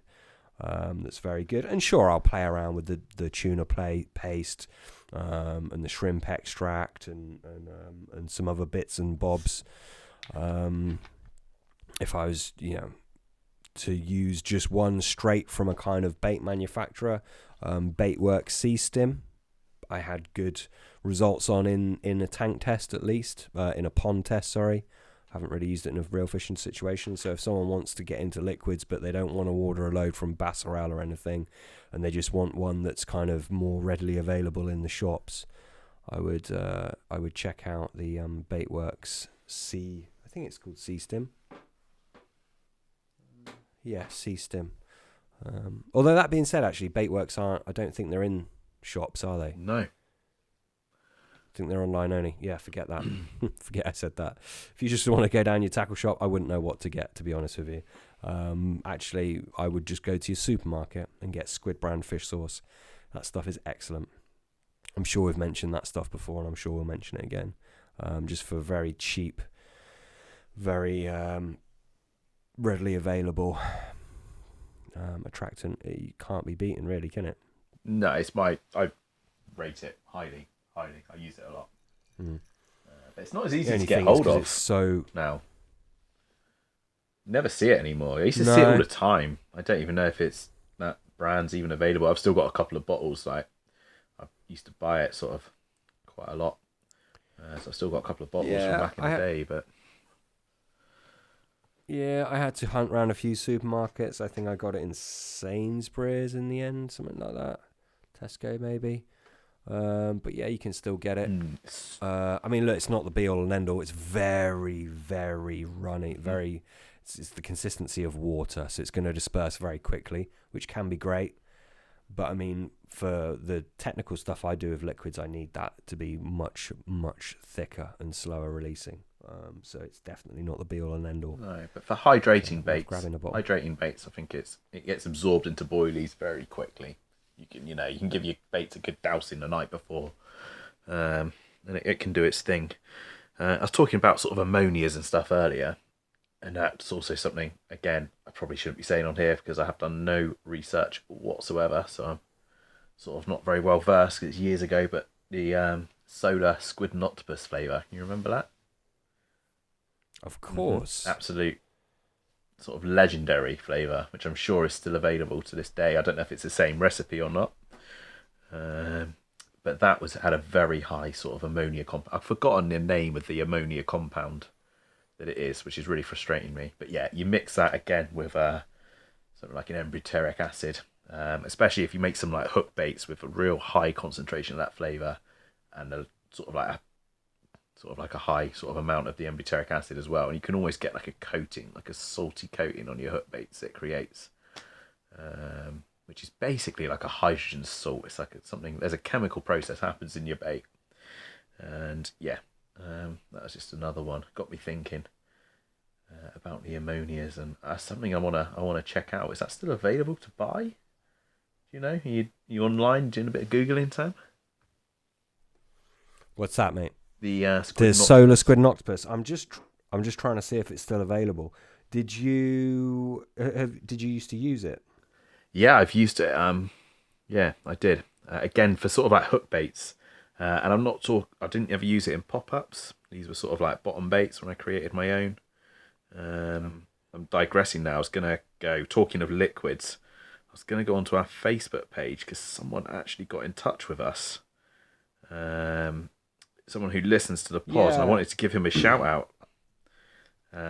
Because this guy is creating his own hydroslates, basically. So he is going the extra mile. And he is fermenting his own fish, his own whatever it is, liver, basically in big demijohns, and yeah, it looks pretty awesome. He was nice enough to sort of get in contact with us and give us a shout. So yeah, found him here. So Ray Richards, if you're listening, thank you very much for getting in contact with us. And your setup looks pretty interesting, and I bet it absolutely stinks. Your missus, if you have a missus who lives with you, must absolutely despise it because it looks pretty vile.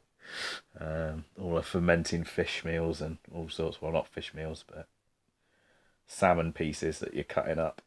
But yeah, go on, Sam. So have you found it? I can't find anywhere that actually has it in stock, unfortunately, which is a real shame. I have found, though, an old classic from Solar, Winter Secret. Mm-hmm. I used that to good effect. I've had some awesome fish on the old Winter Secret. And Esther Blend 12 I used to use a lot as well. Those two flavors were real favorites of mine. And I've found those, but everywhere seems to be out of stock of the squid and octopus, which is a shame. It was a really unique flavor. It doesn't really surprise me that it's gone because it is just so unique. Stinks. I mean, yeah, it was very alkaline as well, wasn't it, from memory? I don't know. I think it was actually, wasn't it? Most baits you're looking at, like that pH change, but it was a different end of the spectrum, wasn't it? It definitely was alkaline. I'll try and pull something up, but from memory, I'm 100% sure it was alkaline because there's very few flavors. I think John Baker had one. It was alkaline as well. But most of them are on the acidic side, of course, flavors. And at one point, we were really into different pHs of baits and waters and how they would, react thereafter. You're right there, 100% alkaline. Like, yeah, it was very alkaline, which is why it complemented the organic acids so well. You had a lot going on. Yeah, and look, a lot of them are pretty much kind of worthless. Do you know what I mean? It may be a bit of pH change you're getting. Other than that, they're not bringing a great deal to the table. Some of them have organic compounds in. Some of them, the squid and octopus one is obviously that's alkaline, so that's going to bring a different kind of dimension to your bait. As well as that, I believe it had TMO in it, the trimethylane, the rotting fish compounds, like the ammonia I was talking about. Yeah. So there was a few different. In a lot of these real classic flavors, there's a few different things going on. It's not just a flavor and a certain pH that's doing it for you. There's generally something else in there. Yeah. That's working to help you. But yeah, Yeah, God, it makes me want to get some old Flavours and start knocking up some hook baits. 100%, mate. I've got time on my hands at the minute as well. This is the thing. So bad. Lockdown. I'm going to spend all. You know, we've applied for the mortgage holiday. I don't know if you've done that. You've just bought your new place. So I mean, I'm not doing any of that shit. You're not. No. So we've got. No, I pay my debts, mate. Okay, but I'm taking advantage of this mortgage holiday. So I'm going to be. To be honest, we need to save the money because we're going to put in a drive for the house. And do you know what the worst thing is? Oh, I'm going on a tangent here. So both of our cars have been hit on the road where we live. We haven't got a drive. We've got plenty of land for a drive and stuff. Both of our cars now have been hit. Both people very kindly have knocked on the door and say, look, I've hit your car, insurance job, it's all good.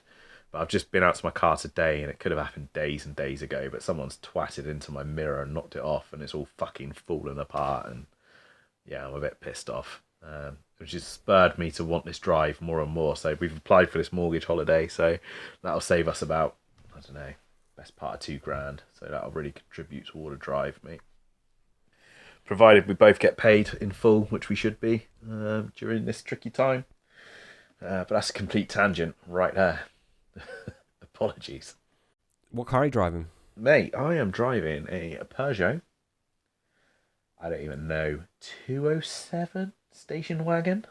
Yeah. Remember my old white Fiesta? I got rid of that about a year ago, mate.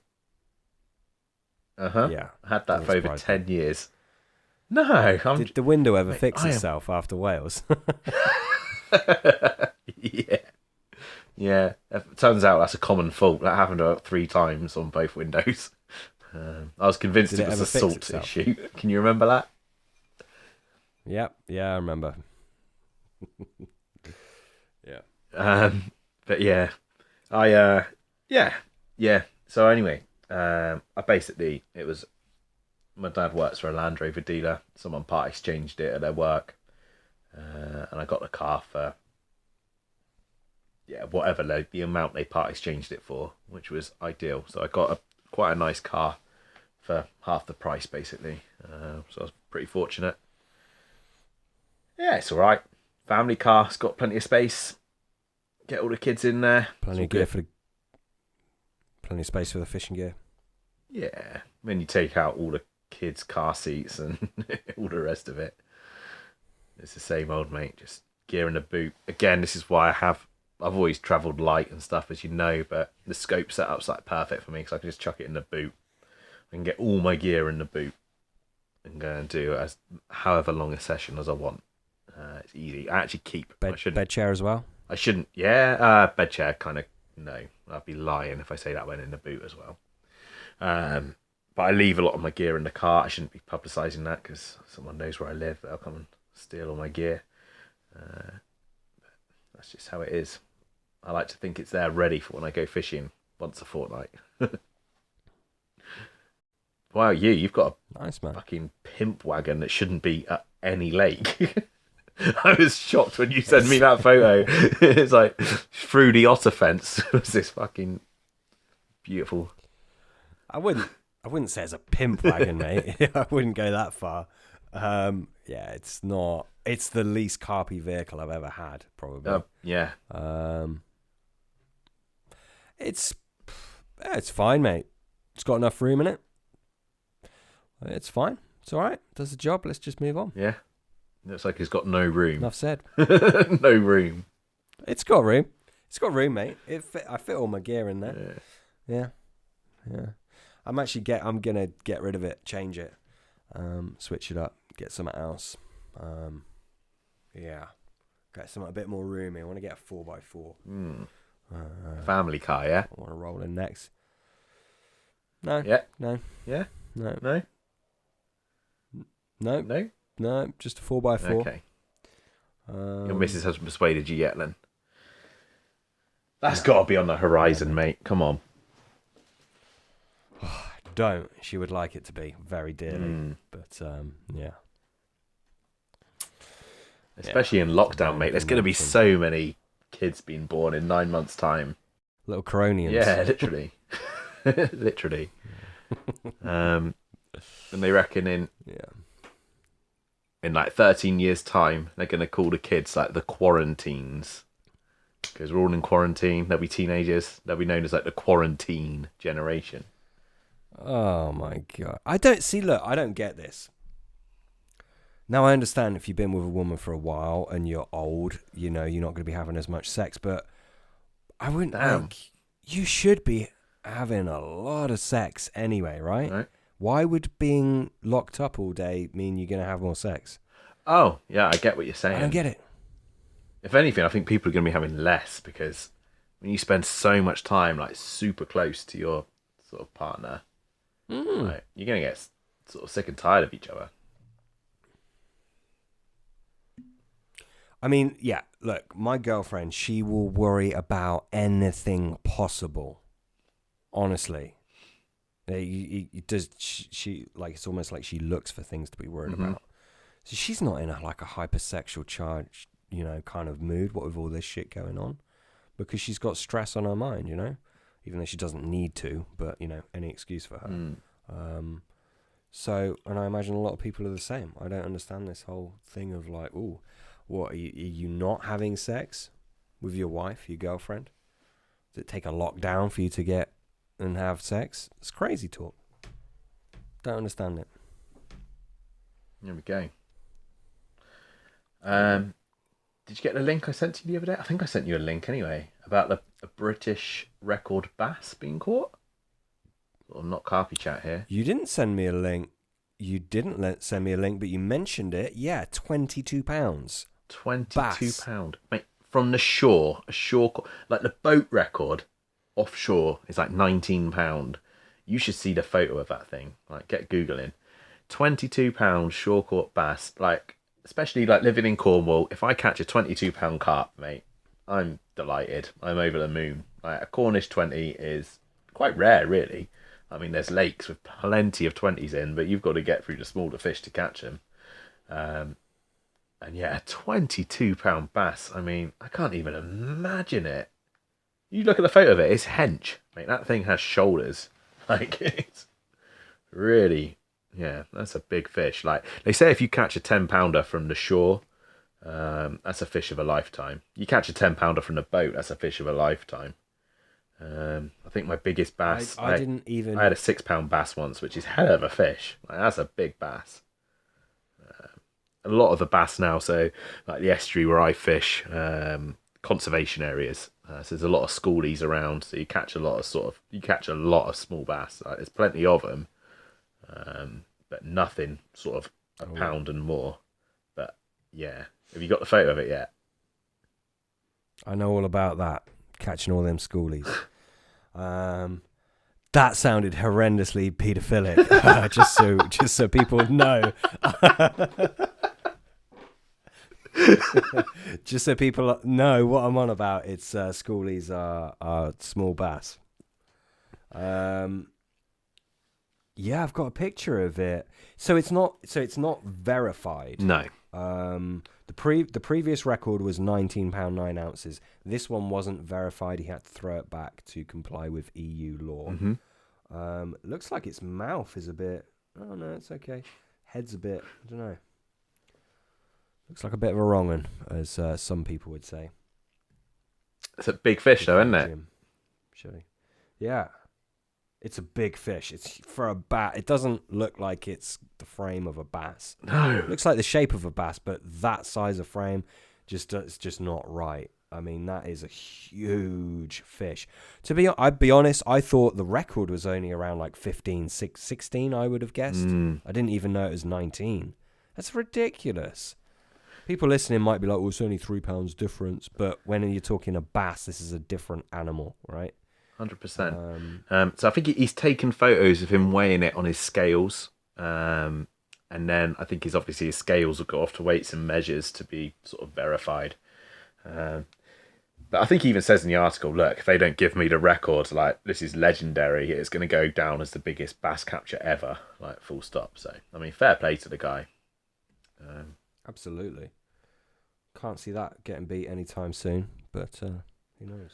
No, and this is one of the things, mate, as well. Scales. Like, this summer, Go on. is going to see me sort of go back to the shore for a bit of fishing for definite. So I think it's really important. This sort of again, this lockdown. Every year I grow vegetables at home for the kids to learn about growing food. I think it's important. They water them, they pick them, Yeah. they eat the beans straight off the plant. Really important. I've always sort of grown up with my parents growing food, and I've said like many a time, like both my children, or two of the ones who are old enough to eat and have an opinion about food, like fish. So I'm going to go and catch some mackerel this year and sort of knock them on the head and sort of gut them and clean them and stick them straight on a barbecue at the beach. Which I'm amazed I've not done with them yet, but I think that'll be quite an eye opener for them. And again, this sort of lockdown thing has sort of made, I guess, life seem a little bit more precious, I guess. And even my dad's been in contact with me, and we've not fished together for probably 10, 15 years, something like that. But he's dead keen to go out and just sort of do some spinning for bass and stuff. So I really want to do that as well. Yeah, so I think this summer some of my fishing time is going to be back out on the rocks and spinning for bass, going back to my youth.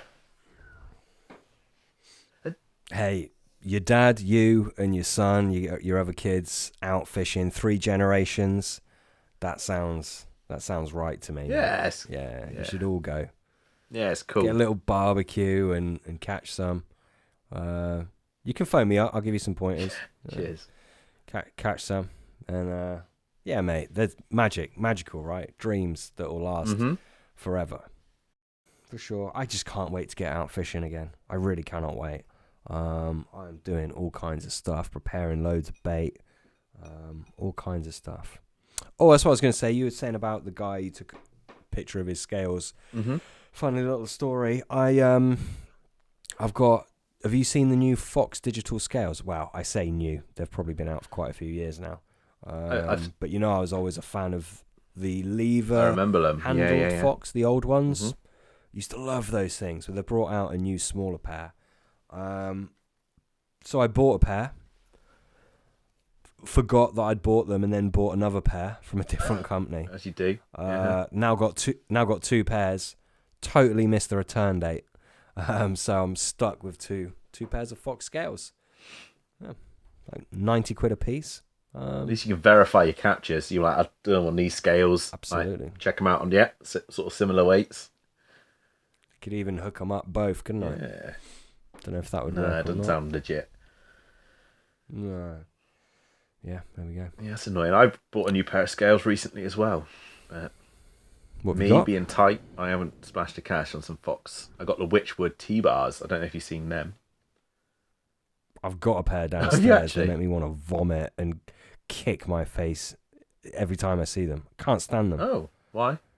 Pardon? Why don't you like them? Why? Yeah.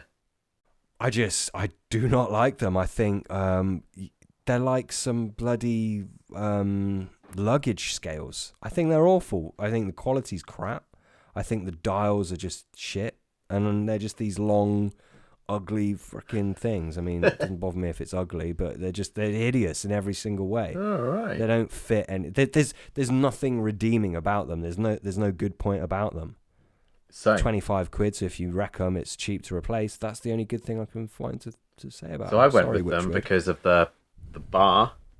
So I thought that's just like quite easy for weighing fish. It's nothing worse when you got like a little loop or something at the top of scales, especially with big fish. Try and sort of like hold them up. So I like them, and I did a lot of research online. So I just checked out different forums and stuff with people sort of comparing them. They've sent their Sam's sending me rude gestures on our little video chat.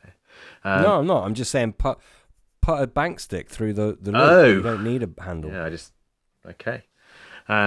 but yeah, people comparing them to sort of like Rubens that they've sent off and had them sort of service recently, and they're meant to be bob on sort of accurate. So that's why I went for them. But I needed something, and as you know, like everything I buy is always on a budget, mate. I'm looking for value for money, and I don't know about you, but I always want a digital scale rather than like a dial. Like there's something like quite romantic and fitting about sort of like a Reuben Heaton, do you know what I mean? Like the scale, but Yeah. every time you watch like a video and they're weighing a fish, mate, and like a massive fish, and they're like, yeah, it's 50, 52, 52, and I'm fucking like, that's bouncing between 51 and 54, like, and they're like, it's 52.12, mate, 52.12. I'm like, how do you know?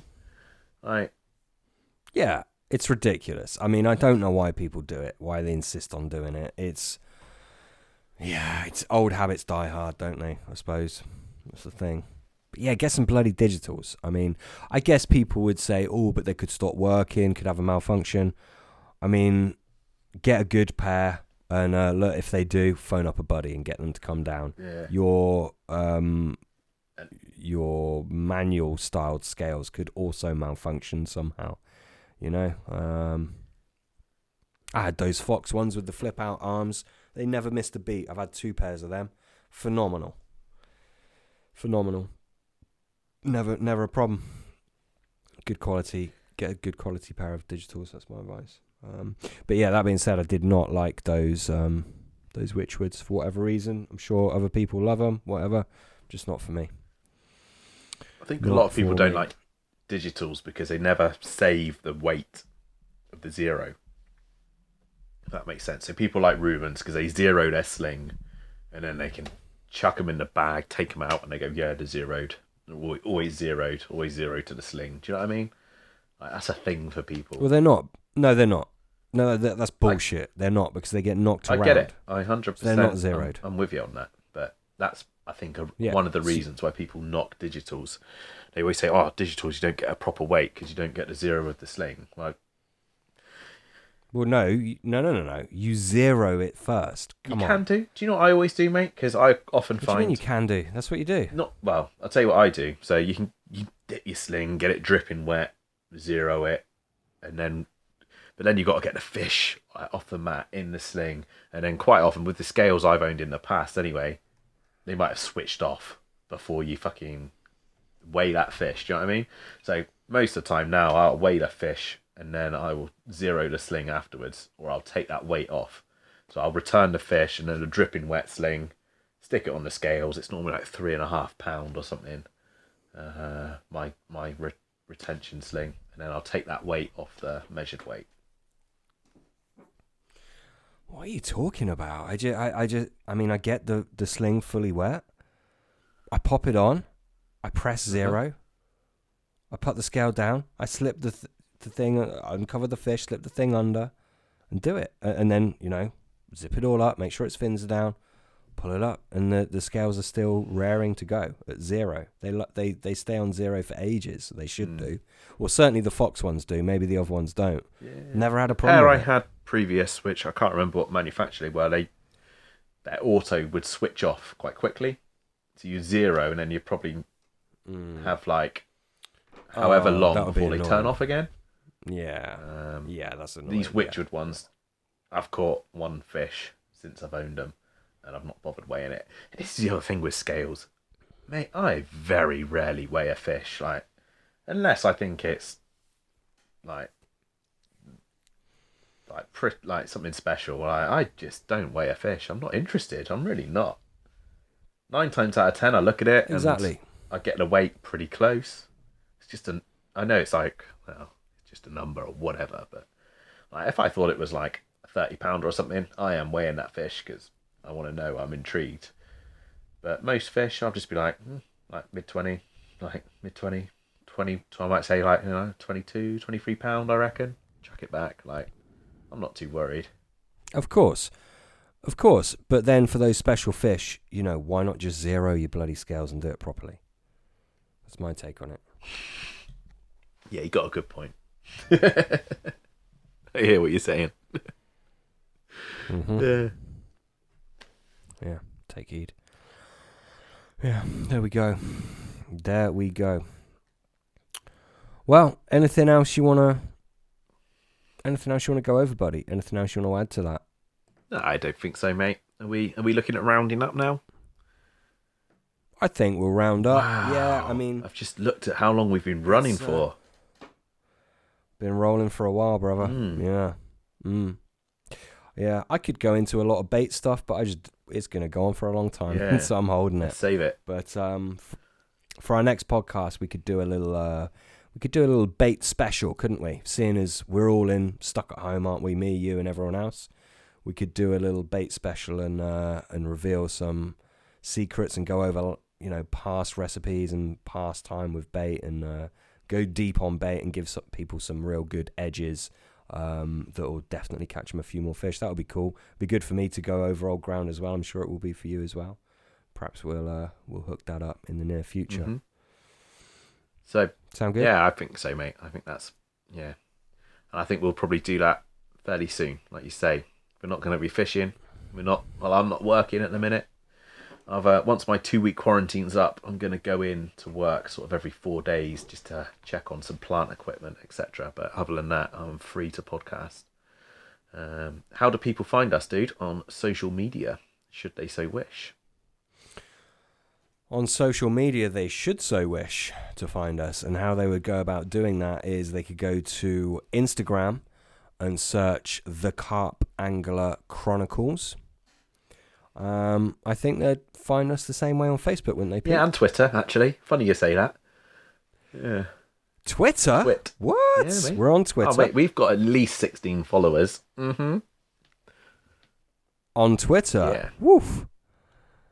That's crazy. I didn't even know we were on Twitter. I know you were speaking about it. Yeah, I made a Twitter tweet? account. Do we put? I do basically nothing on there. Yeah. Do we tweet? No, not very often, Sam.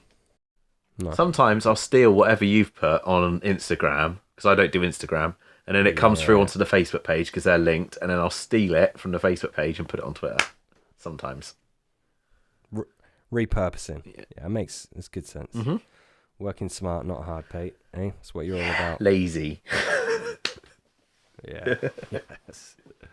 Yeah. Mate, I am not a big social media guy. You know that. We've discussed this lots of times. I don't like it. I don't like it either. Look at my business pages. Not the bloody podcast, my actual businesses. I don't post on them I should be doing it all the time. I just don't like it. I have an assistant who posts generic shit on there, but it's not like engaged content for me. It's just shit that she's found that I've posted before. I'm not motivated to do it. I'm all about helping real people in real scenarios. So I get it, mate. But one of the so I'm obviously getting paid my full wage on lockdown, and one thing sort of like I'm very lucky in my job. I don't really have a boss as such. We've got a group of volunteer directors who are just local people, retired businessmen. They might have their own businesses, and they are essentially the people in charge of the leisure centre. But anyway, one of the things they've sort of said to us, because we're getting full pay on this lockdown, is just sort of like keep up the social media presence. And straight away, I'm just like, what can you say? Like, we're shut still, guys. We could be doing like workout videos. What's this for? Sorry, for work, mate. Is this for your community? Yeah. I think you've got huge opportunity right here. I won't go off on it, but I think you can go off on it. This is a great opportunity. Out of the pod, I'll take some ideas. All right, okay. We'll round up the podcast. I think I'm going to school Pete on what I think he should do, and then I'm going to order myself a few old school Flavours if I can. I actually am as well. I've got it up in front of me. Don't round up the pod then. What are you going to order? Go on. I'm going to order a few solar Flavours. I'm on totalfishingtackle.com. They've got Ester Blend 12 in stock, and then I'm going to go to somewhere else and try and find the Winter Secret, which was something that I rated very highly, as I did Ester Blend 12. Dude, I think you get confused with your Winter Reader. Secret with Esther Berry or one of the others. You use Esther Berry from Witchworth a lot. No. Yes, I did, but that was already made. Okay. Yeah, that was already made. I used to use Ester Blend 12 actual flavour. Okay. I bought a load of Ester Blend 12 pots from Homely. You gave me one. I think I've got one. I think I've still got one. No way. Don't throw it away. Okay. When I come down for a social one day, maybe it'll happen. Dude, we need to do that. You've got to bring this stuff out to me. Yeah, we need to do that. I know. Dude, I've definitely still got a pot of that. I've still got the mackerel oil as well. Richworth mackerel oil. I've still got some of that somewhere. Really? Mate, it's all sorts. I'm jealous. Like my fishing gear, you'll laugh when we go fishing. It'll bring back memories for you because Just the same. yeah, nothing's like even my like. Remember you bought that big chub sort of tackle box? That was for leads. Oh, okay, yeah, that's the one 100%. I've got with dividers in. Yeah, that wasn't for tackle. That was for leads. Dude, that would have been a big lead pouch. You had a lot of leads. Yeah, I had a lot of leads. You're like, yeah. Well, I had leads and I had marking. I think I had a marker float in it as well or something. Yeah. Anyway, forget it. So yeah, I'm gonna do some ordering. So We could talk about it on the next podcast. on a previous pod as well, I said sort of like how I never use like a spod rod or a marker rod, and I never use a marker float. I just lead around. I can like judge things, blah blah blah blah. I'm in the market for a marker float, just so you know. Like, You need a marker float, buddy. You Oh. want to find spots. Oh, there's silt there. There's gravel there. You need a yeah. marker float. I mean, yeah. This lake I'm fishing is like the topography is insane, and yeah, I really now want a marker float because it is all over the place. It's just weird, mate. I can't even describe to you how much like just a mind boggler this lake is. Like you cast around and you'll be casting somewhere and it's like you're waiting for the drop, mate, and I'm guessing it's between 20 and 30 foot deep, like it's deep. And then you'll cast like 2 rod lengths to like the left or something. Do you know what I mean? So you're sort of like 20 foot away or whatever, 12 foot, 20 foot. And it's like you get a shallow drop. And then it's just, yeah, bizarre. It's just sort of like there's a serious amount of bars and plateaus. It's just mental. Old cars. Hmm? Old Yeah. cars. There'll be all sorts in Yeah, that place, probably. mate. Yeah. It's probably like some of the old Yeah, machinery that dug the lake and Yeah. yeah. Mm-hmm. Yeah, I don't doubt it. Yes, it's mad. Mad. That's awesome, though. Something to get your teeth in. Yeah, hence why I need a marker float. Although I was walking around the other day and it was quite funny actually. I had took the dog. This is before quarantine times. Took the dog. Had my daughter who's just turned 1 and like a rucksack on my back, and I just had like my rods. I was walking around just casting like leading around, and there was like there's 2 old boys fishing. They were on the far side. I was leading around on the complete opposite side of the lake. It's a fair sized lake, so I wasn't disturbing their fishing in any way, shape, or form. And then I walked around and sort of had a chat with them, and they were just amazed.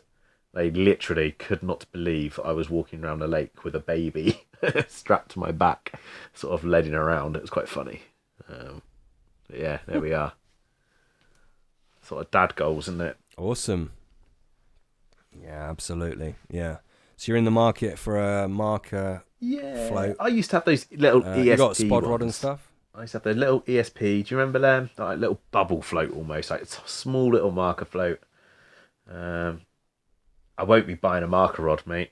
I'm sort of not interested in that at the moment. Have you got a spod rod? No. I use a spom. I've got one. I bought one of the little tiny mini spoms, which for the kind of fishing I do, sort of perfect. You can just put out like, say I'm fishing with sweet corn or whatever. You can get a handful of corn in it. I haven't fished with big beds of bait like that for a long time, and yeah. Anyway, the little mini spom. If you're just using your normal, I've just got 2 3/4 pound scopes. That little mini spom is perfect for them. I just literally, if I'm fishing with like a lead clip or whatever, I just clip the spom up onto that. I'll leave my leader on, and I'll just like chuck out a few spoms off my 3rd rod. Yeah, perfect. Don't need a dedicated rod. I'm all about travelling light, so one less thing. I've looked around online for some sort of like a cheap sort of telescopic spom or spod rod, but yeah. Telescopic? Because why? Because I'm fishing with scopes, not like a mad telescopic, but obviously they've got the retractable butt section. So I've been looking at the Sonic ones. I don't know if you've seen their extractor range of rods, just the scopes, but half the price, less than half the price, I guess. So I've been looking at stuff like that. And somebody else who I got in contact with, who's messaging the the podcast Facebook. I don't know if you saw those messages come in.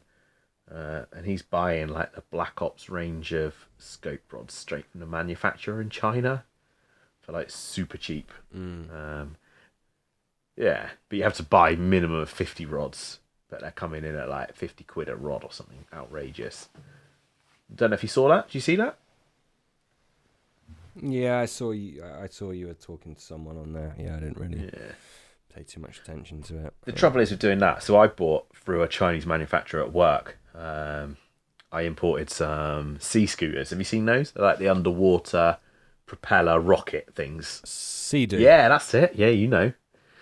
So I ordered a load of them. Went straight to a manufacturer in China. It is not plain sailing. It's quite a mission. So you deal with the factory in China easy, like broken English or whatever. You think that's going to be tough. That's the easiest bit. They arrange for it to get on a boat for you, basically. But then, like, the shipping takes a huge, however number of weeks. You've then got to pay import duty on those. In order to pay the import duty, you've got to get someone, like a broker, to get them through customs. Number one, you've got to get a broker who you employ to get them through customs, and you've got to get the broker to apply the right sort of like import duty tax on them so they get released from customs. And then from customs as well, you can't just go and collect them. You have to arrange a courier to take them away for you. So it costs a huge amount of money importing anything like that. From the one time I've done it, I wouldn't do it again. I'd just buy off the shelf in this country. Yeah. But there we go. Absolutely. Yeah. Cool. So how do we round this up? We've already finished the podcast and now continued for another 17 minutes.